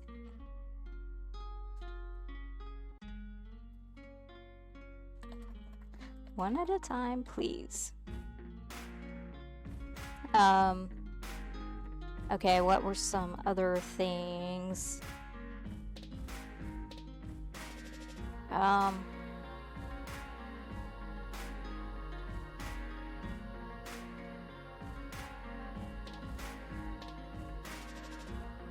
going to go ahead and make this post-it, 2 post-its.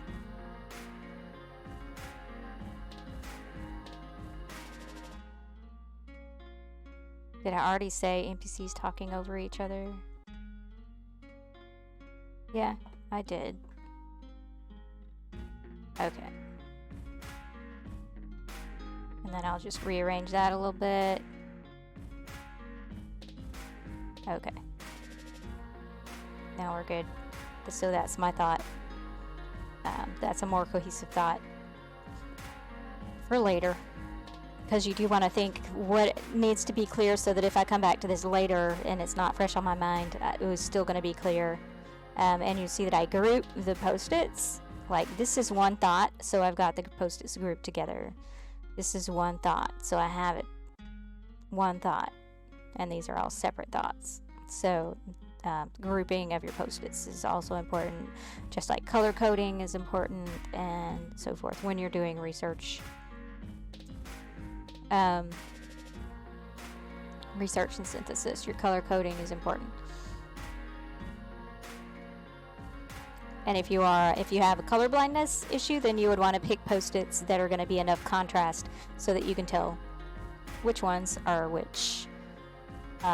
Unfortunately, I don't have a color blindness emulator for the PC. I do for the Mac. It works great, but I can't find a good one that works on the PC. You have to take screenshots and upload them to a website, and that is such a time suck. So on the Mac, you can just have an emulator over the screen that makes everything look like a certain color blindness, and you can keep working, and it just works, and it works great. But PC, I have yet to find a good solution for that. So if you know of one that works like Sim Daltonism does on the Mac, then let me know, please, because I need Sim Daltonism on the PC to just work.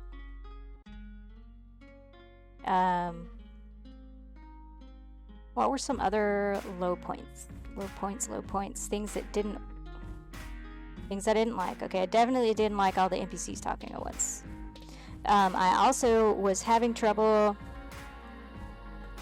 following dialogue while trying to figure out tasks. So, can't manually progress the dialogue.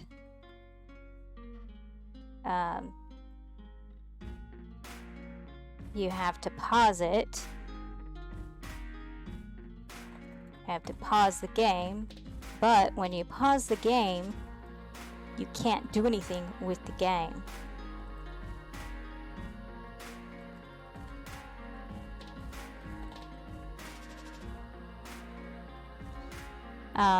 So again, the dialogue is distracting me while I'm trying to figure out the tasks.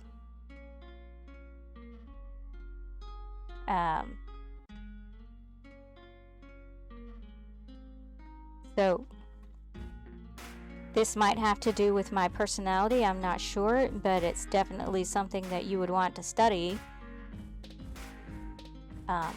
Are people getting annoyed by all these things happening at once? Because if they are, a lot of games don't have you doing 10 quests simultaneously.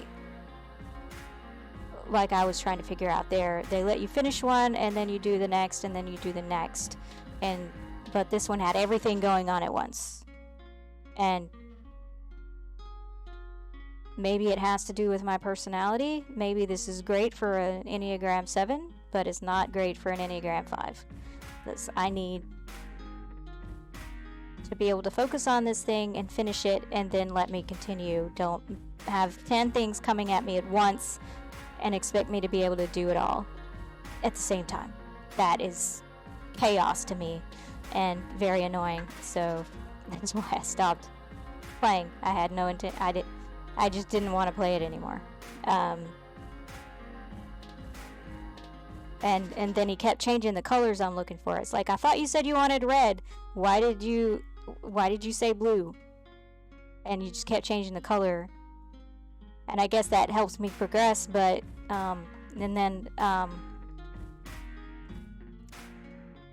but I was having trouble following the dialogue while trying to figure out the tasks, and then I can't reach some of the colors asking for to complete the tasks. Just way too far away, so how am I supposed to deal with that? And at one point I completely missed some of the hints in the world because looking the other way, I completely missed one of the hints. I have no idea what it said because it was disappearing while I was turning my head back. It was disappearing while I can't spell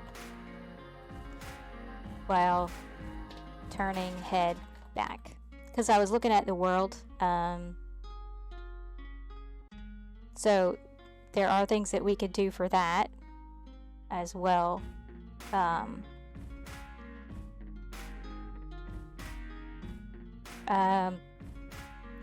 There was some cognitive load happening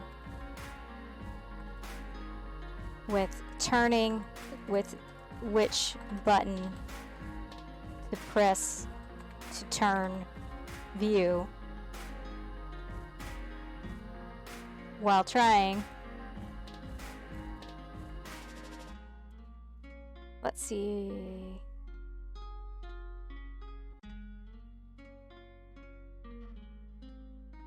It kind of goes with that one, but not. It is also still a separate thought.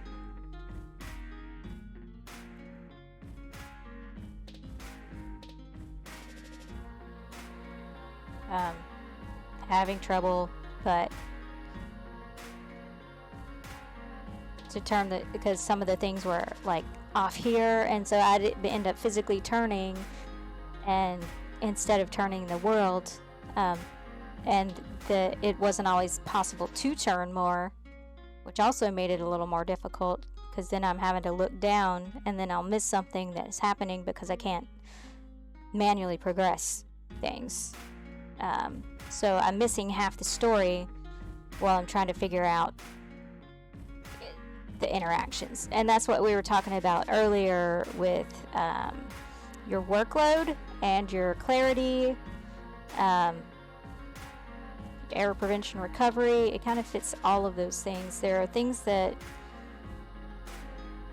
it started great, but then because it started slow, it started great. You had one task to complete at a time, and but then the dialogue started getting busy, and even at the beginning, he just kept talking while I'm still trying to like figure things out. Just kept talking, and I can't pause it without stopping everything.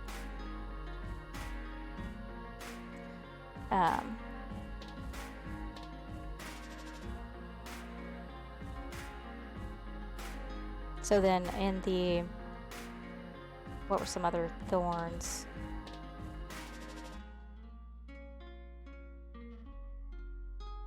Oh, Rose keeps me stable, doesn't move me around. I am not player, not attached to player's camera is not attached to the character, which is important in VR because of motion sickness. So I'm going to add some more resources, motion sickness, and NPC behaviors.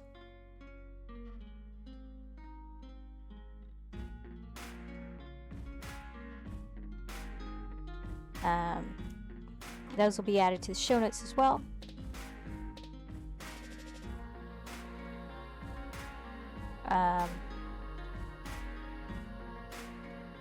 See what were some other thorns.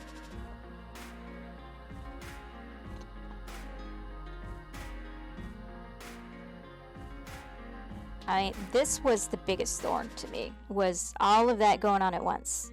Now, again, I would say test that, because that may be a personality thing. But how many of the people that play your game are going to get annoyed by that?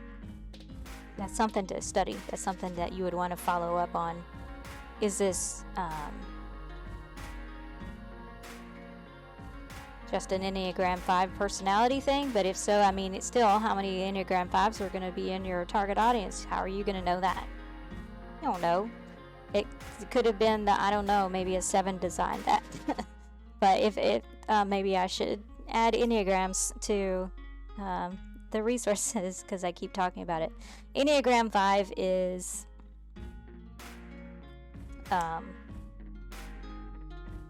personality traits of people, and we all have certain personality traits that fall within certain numbers. No, they're not defining who we are. They're helping us understand more about how we're wired.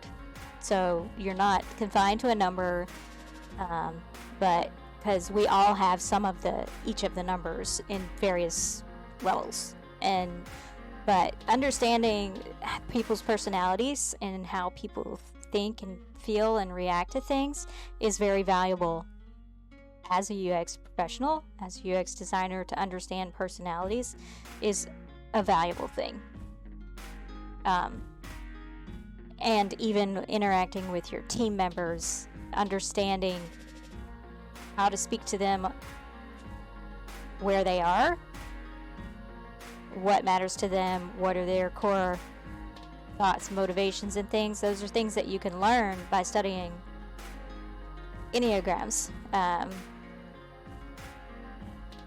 so that's why I keep talking about the Enneagram 5. It's like, I need structure, I need organization, I need the world to be in order. And when it's not in order, when you've got 10 people coming to me at once, talking to me at the same time, that is chaos, and I hate it, and that is the first thing that's gonna like trigger me to like freak out and go off on everyone. So, which is something that you don't see very often in a 5, but that is definitely something that'll happen if you've got that chaos going on and everyone talking to you at once, which was what was kind of I felt like was happening there. And maybe you observing didn't feel like that, but I felt like that. And so that's a certain personality trait that is very common among people that are like me. So something never hurts to understand personality types. So now, what are some more thorns? There weren't, I mean, it wasn't like there were a ton, but again, I'm going off of memory because I wasn't writing as I was doing. Now, what you would do if you were doing this professionally for a review for somebody is that you would take notes while you're playing so that you can remember. Or you would have someone observing you and you're talking to them and they're taking notes while you're playing. That is the best way to do things. But in this case, it's just me, and that would be awesome if you guys could take notes in the chat while I'm playing, and that way that's another, because then we're doing teamwork. This is how a team would work in real life, is that I would be talking out loud and you would be taking notes, and then we could come here and we could do the rose thorn bud together afterwards. That is ideally how you would work in a team, and that's how it's commonly done in a team. So that's where I want to get with the stream. As people watch live and they participate as we're doing it, then this is how a team works together to do these reviews. So now you're getting experience with that, and that's what I'm hoping for. Now, I can't think of any more thorns right now, so let's look at buds. So, multiple NPCs talking at once while Lewis also talking to me. One at a time. So let's follow up and see. This would be a follow-up. So, if we were doing usability testing or play testing or any of the game testing types that you do for gaming UX, there are multiple ones. I talked about it recently in a circuit stream talk that I did on UX designers and developers XR developers working together as a team. You can check it out. I will add it to the link to show notes to add that talk. And dev working together. That'll be in the show notes on YouTube if you want to check it out. I talk about the different types of research that you do for a game.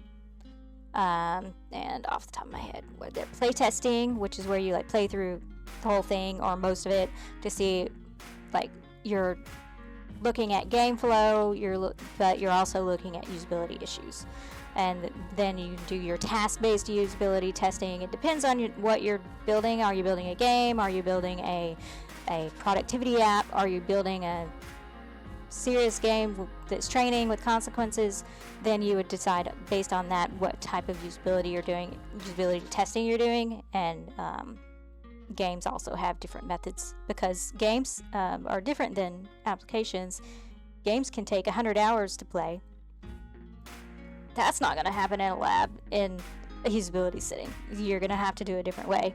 How would you do that? So that's playtesting. So that's why they have closed betas and things like that for people, so that you can do longer term testing and That's often why you have to do beta testing in person, so that they can observe and watch and stuff. And also, I guess probably security reasons, so you're not leaking game info, if they don't want you to leak game info. So, multiple reasons, but there are different ways of testing and reasons for testing different ways for XR and for gaming. So this would be a test. So you would test whether or not this is an issue with players other than me. Because you don't want them to rage quit your game because it's annoying. That's not good.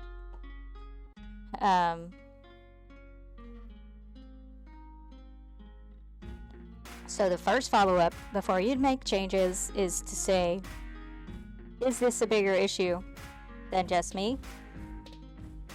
Test it with your target audience. Target audience. Not your friends on the team. Not people on the team. Not your friends at work. The target audience.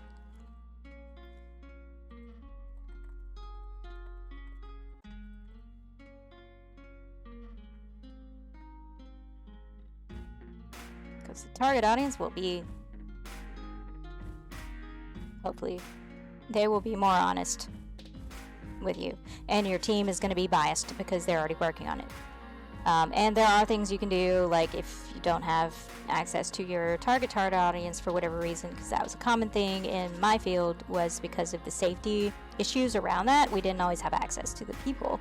So we had to do workarounds and then do launch strategies for getting it into where we needed it and training people on how to get feedback from that, depending on, your situation, because of safety reasons, we don't always have access to those people because they are in dangerous situations, and we're training them to be, and to do that research and everything is a lot more complicated than just doing your normal consumer research. So a lot more goes into it and a lot more logistics. And so it was like, have you ever had to do helicopter crash training? Okay, sometimes the researcher has to do helicopter crash training just to get to the target audience. So way more complicated in some cases. I fortunately didn't have to do that, but some of my coworkers have. So it depends on your situation, whether or not you can actually get to your target audience. But you want to, as much as possible, get your target audience.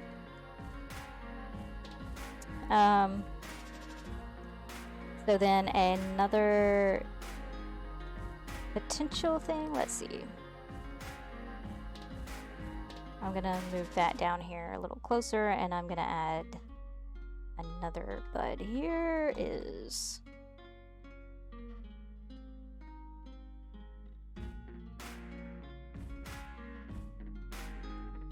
I would still say let them manually progress the dialogue, because the dialogue was going too fast, and I would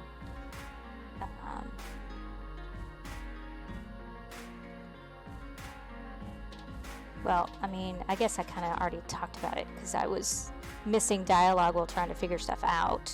Yeah, it's right there. So I'll just put it down here.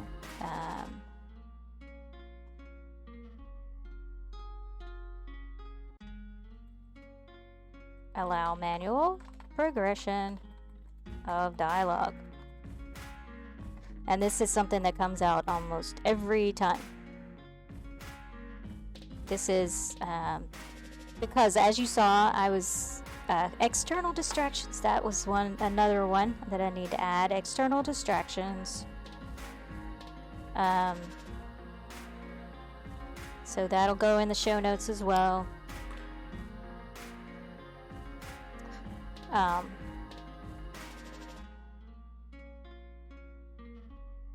Oh, so I should put that in the Thorns too. So where can I With that in the Thorns, I'm having trouble following the dialogue, trying to figure out tasks, and also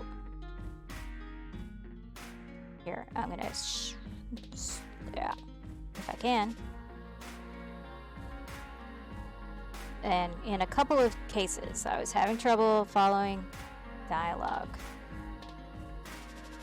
Once was while trying to figure out tasks, and also while external distractions were happening, like my headphone cord was a problem. I kept getting caught on my headphone cord, and that was simply because I'm trying to stream at the same time and get you people able to hear me, and I don't have a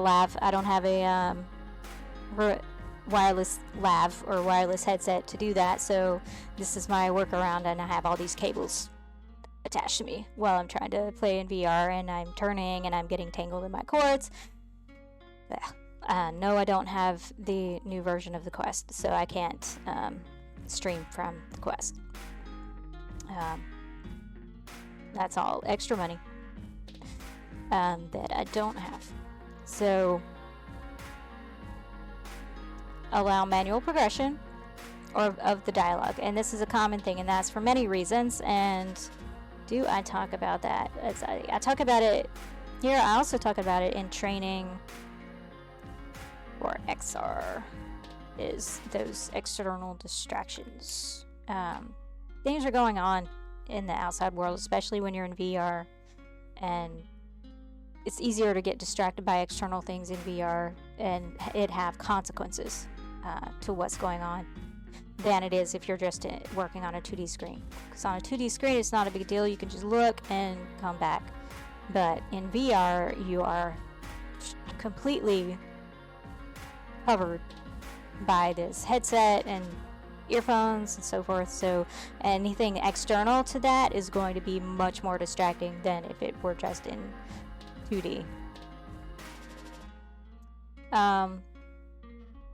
Okay, so we can't manually progress the dialogue, and then that was having trouble following the dialogue, so that was also tied to that. Have to pause the game, but I can't interact with anything to figure things out, and the dialogue just keeps going while I'm trying to figure things out, and it was just a chaos.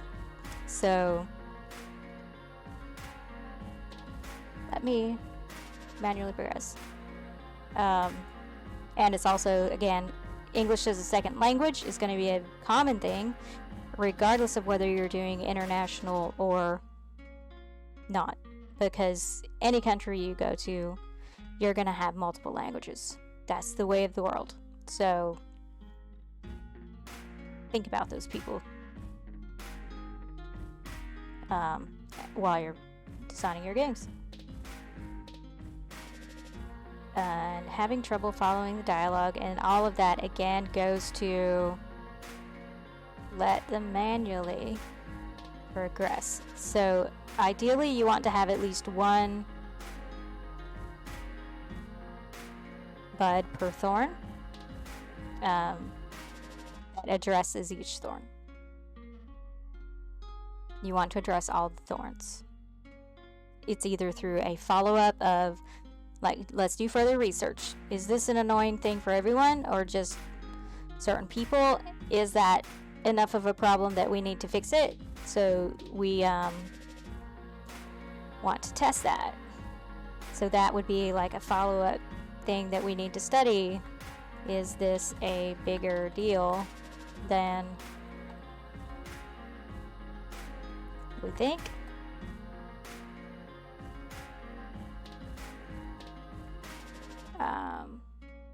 Don't know. It made me want to stop playing. Might be a big deal. Because there's a lot of other games out there I can play that are not annoying. That don't have 10 people talking to me at once. I know it wasn't 10, but it felt like it. There were like 6 people talking. Almost 10. But I'm of the personality that if more than one person's talking to me at the same time, I'm gonna get frustrated and still say one at a time, please.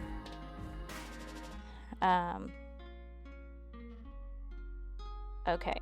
Having trouble following the dialogue, let the menu press toggle to load with which button to press to view. So I would say, let's see, on the PlayStation controller,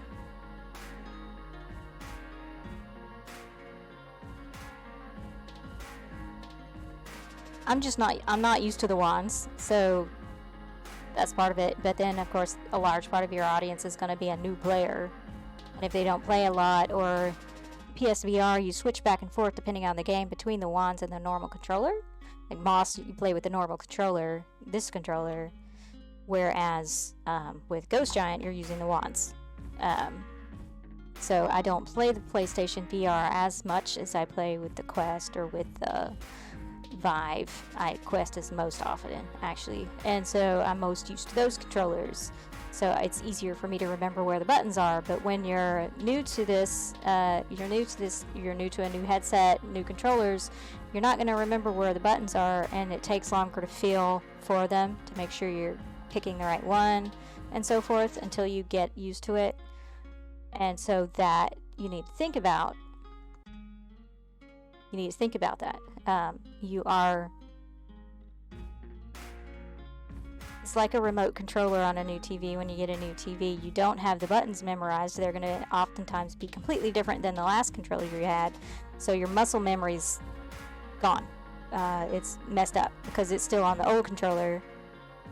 And so it takes longer for you to use the remote because you're having to look at it and find the button, or you're accidentally clicking the wrong button because you forgot that you're using a new controller. So you have to take that into account when you are designing VR experiences, because you don't know what controller they're going to be using, and you don't know how used to that controller they are. So you want to think and design for that. And so a potential... so they did have hints on the turning because I had to look down, but when I had to look down, I was missing what was going on in the story because I couldn't stop it.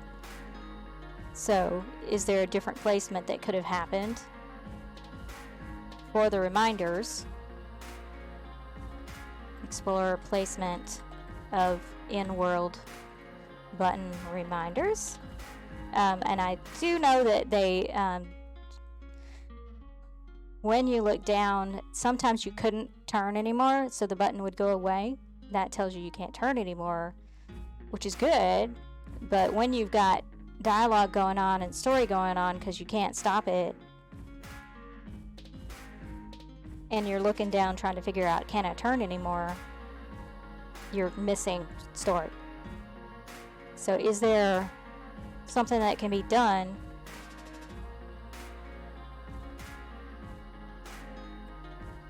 how can this be done to reduce distraction from story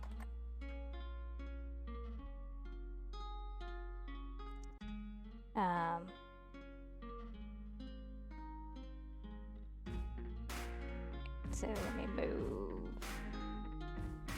while trying to figure out. Wait, hold on. Was there something about, did I add that about the buttons? Trying to figure out tasks, so I just need to add that. There was another time I was distracted, and that trying to figure out, trying to remember which button does what. Okay. So one of the solutions again is to just let me manually progress the story, please. Trying to remember what button does what. But I mean, if I had remembered that you could pause, I would have done it sooner. So maybe explore placement of reminders. So I had forgotten that I could pause. because I was thinking about why can't I just stop them. I wasn't thinking about pausing like you would a movie. So that goes into mental models because I play more games, so I'm expecting I need just stop the dialogue, let me continue it. Why make me pause it? Because that's what I'm used to. I'm not thinking about this as a movie. I'm thinking about it as a game.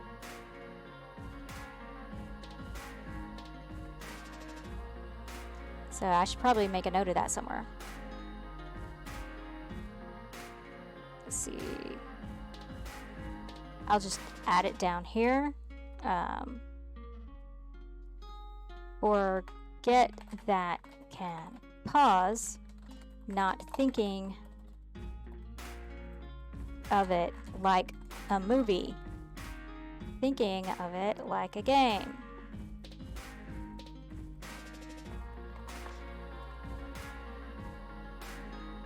Used to manual progression dialogue.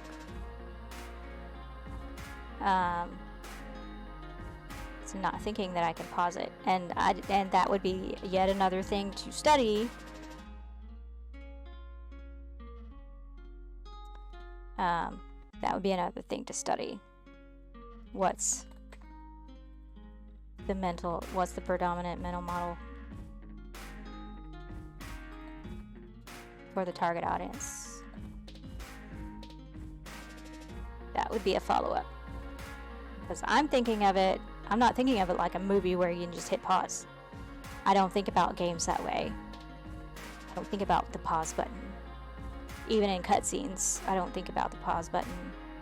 Because not all games have a pause, but a lot of games have a skip, so I don't want to accidentally skip. So that would be something to study. That would be something to follow up on.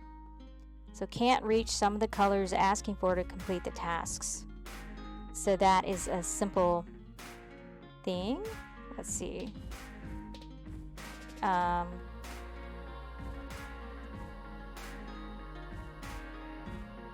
Design environment to let people reach stuff. Or if way to reach from a distance, that's a good time to place a reminder of how you can reach things in the distance. In this specific case, what's a hint here? And they do a good job for the most part, but again, I think that all the NPCs were giving hints at the same time for multiple tasks at the same time.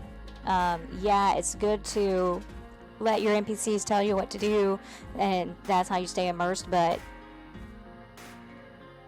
again, one at a time, please. Because it just got overwhelming and annoying.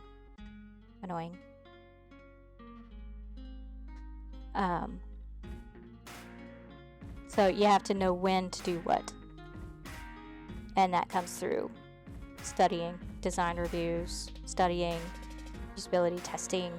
Studying as in usability testing. Study people and how they react to things. And you can do that through prototyping testing before you even build. To a degree. And it's more complicated with gaming, but you can still do it. And I almost accidentally clicked something again. Let people reach stuff. Completely missed some of the hints in the world because looking the other way. Disappearing while turning my head back. And again, that goes back to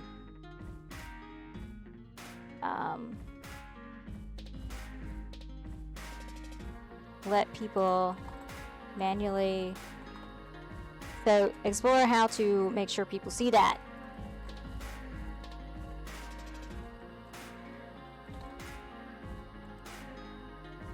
People see the hints, like what are some things to directing attention, just putting it in field of view regardless of where they're looking, is another thing. Base it on the field of view instead of the space in the world. And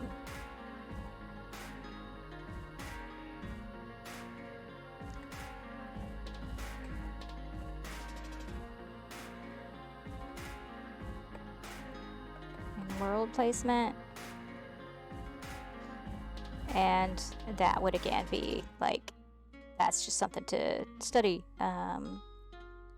So you'll see that I'm not being highly prescriptive in my buds, because you don't want to be too highly prescriptive, because as you iterate and as you design, there could be multiple ways to solve the problem. Some will be better than others. I'm not going to go ahead and say, unless it's like a best practice or something, I'm going to say, explore this, see if there's a better way of doing it, because different people have different ideas that could be really innovative and really great, and you don't want to shut that down because you think that your idea is the right one or the only one, because oftentimes it's not, unless of course it's like a best practice. But even then, you still want to continue to explore, is there a better way? There could be. So that goes with that. And so I've got all of my thorns attached to a bud now. So now let's think about translating this XR. So usually we would do that for a 2D game. How would you translate this to XR? They did a good job of translating the this game to an XR game because it kept me stable. I wasn't the one moving. The camera was not attached to the character, Louis. So Louis was moving around in the stable world and I was stable, and it was just Louis that was moving around. So one thing that I liked, so reducing how much you have to turn. That's a bud. Let's see, because that was part of the problem.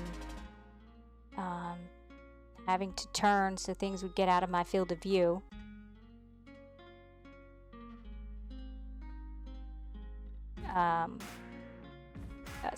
That could go. That could go here. Is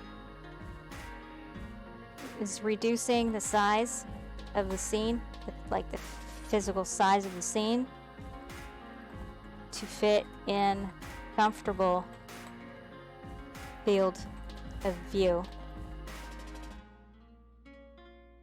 Reduce. So that would be, let's see, because I wouldn't have had to turn my head completely around if the scene hadn't been so big around me, because it was completely encircling me. And there's this thing called the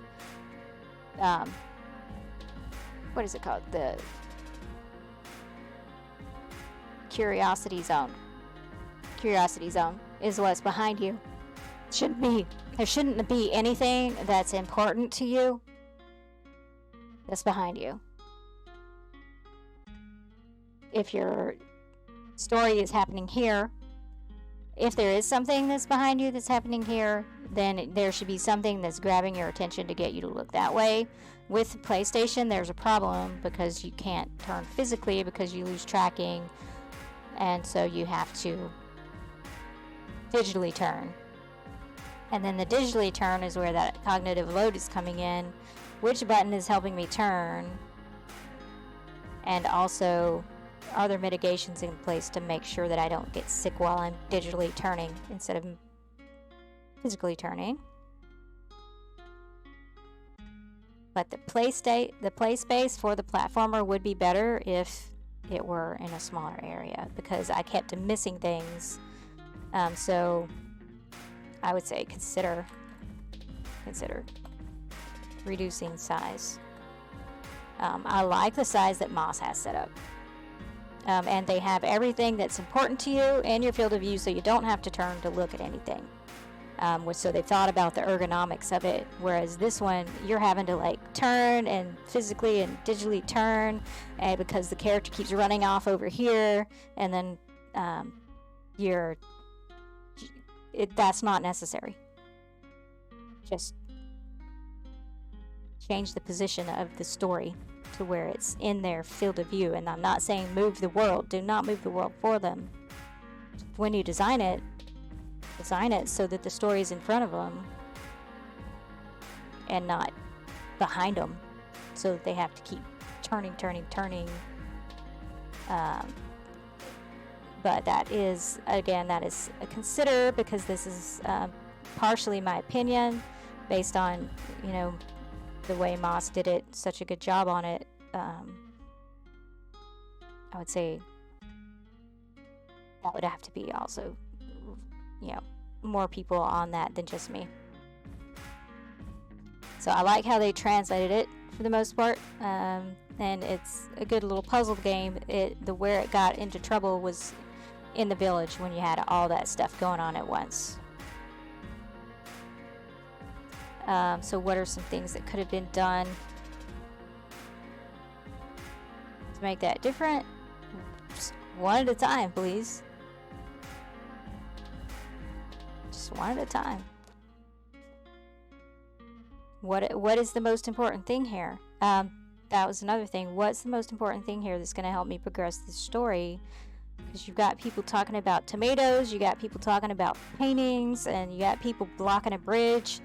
It's like, the thing that's most important to me here is the people blocking the bridge so I can't continue the story. So here.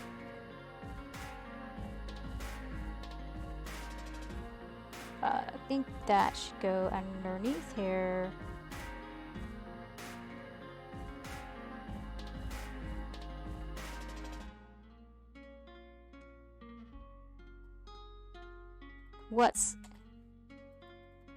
Which task is going to help me progress the story? Which is most important here? Because I've got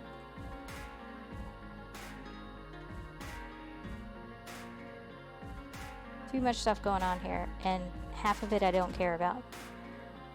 So I care about progressing the game, progressing the story. How can I do that? Do I have to solve all the problems before I can progress the story? Regardless, one at a time, please.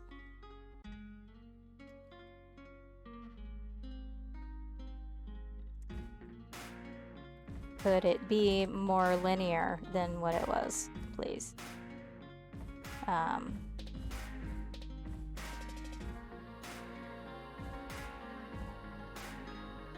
Like, let them choose the side quests, whether they do the side quests or not. Is that a side quest? Are these all side quests? Or do you have to do them?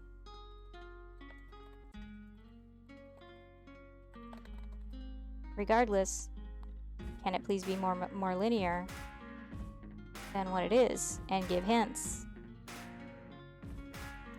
So it's already XR, so and again, they did a good job for like mitigating this motion sickness. Motion sickness is the biggest issue that you're gonna have with XR games, platformers especially. I get sick on 2D platformers, so if I get sick on 2D platformers, I'm gonna get sick on a 3D platformer, VR platformer,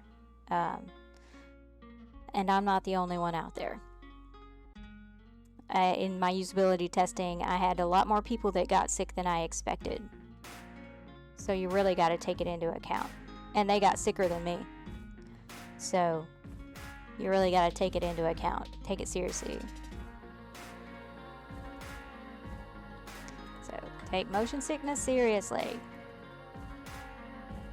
Period. Let people manually progress.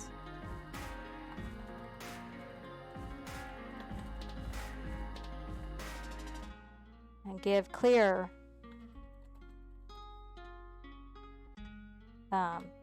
clear signs as to what's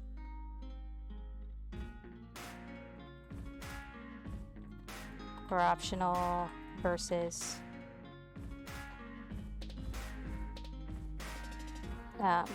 like required quest, story, progression, goals, tasks.